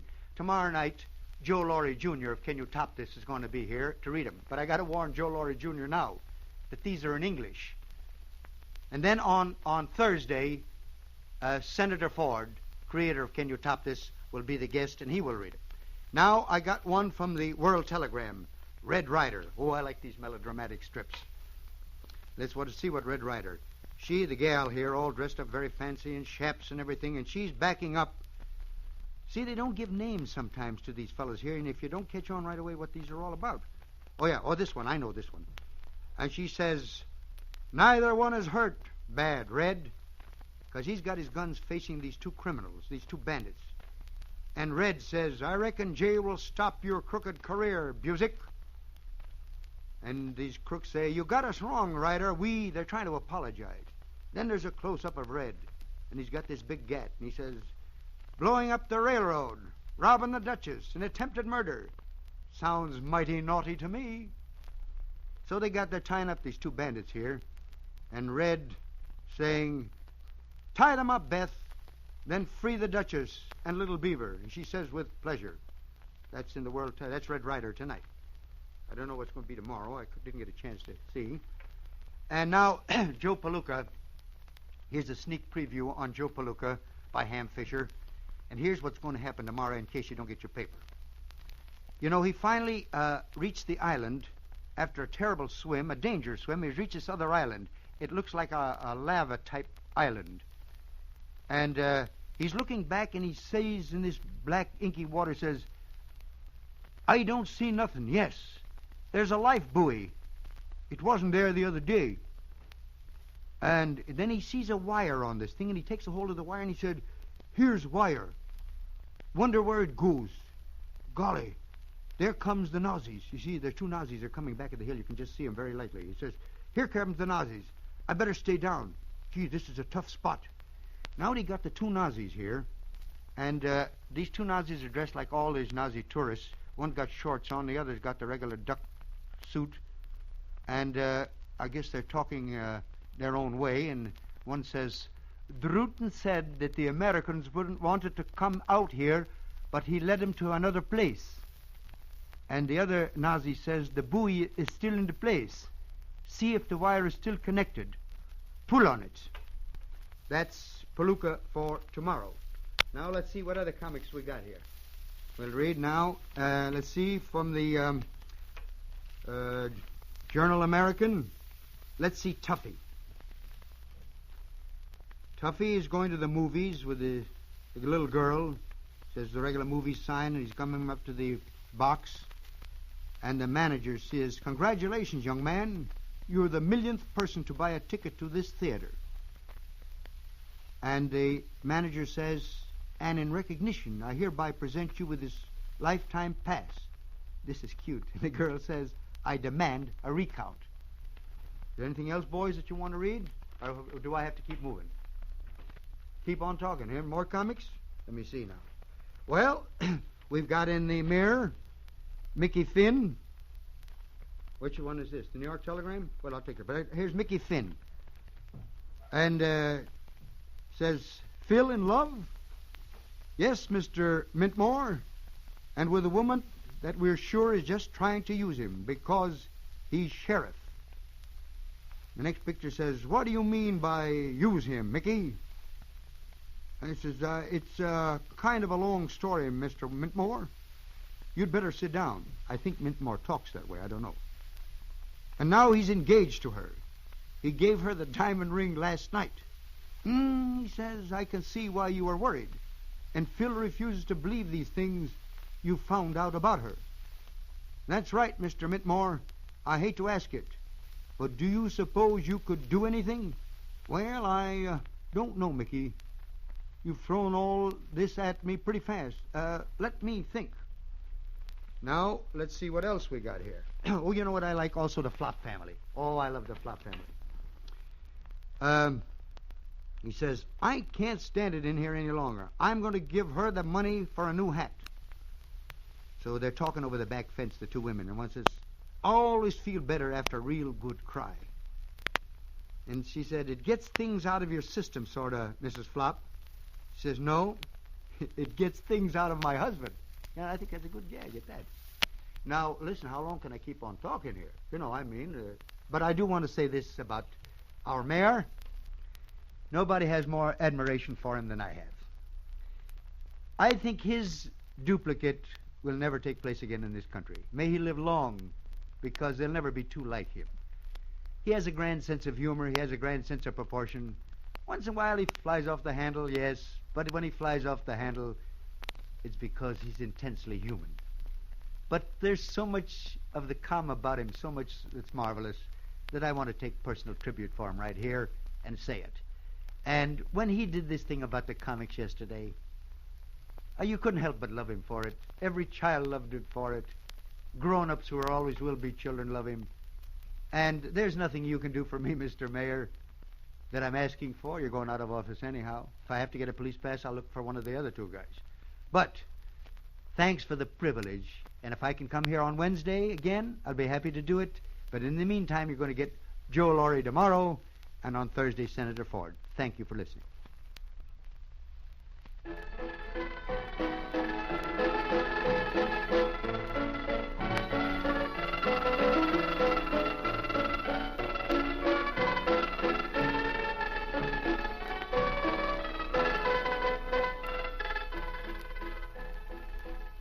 Thank you, Harry Hershfield. Thank you for enabling our thousands of New York youngsters and oldsters, too, to go to bed happy and peaceful together, safe in the knowledge that their comic strip heroes have successfully come through another day of peril and adventure. And remember, folks, as long as this newspaper delivery strike lasts, your city station will broadcast these daily comic strip roundups twice daily.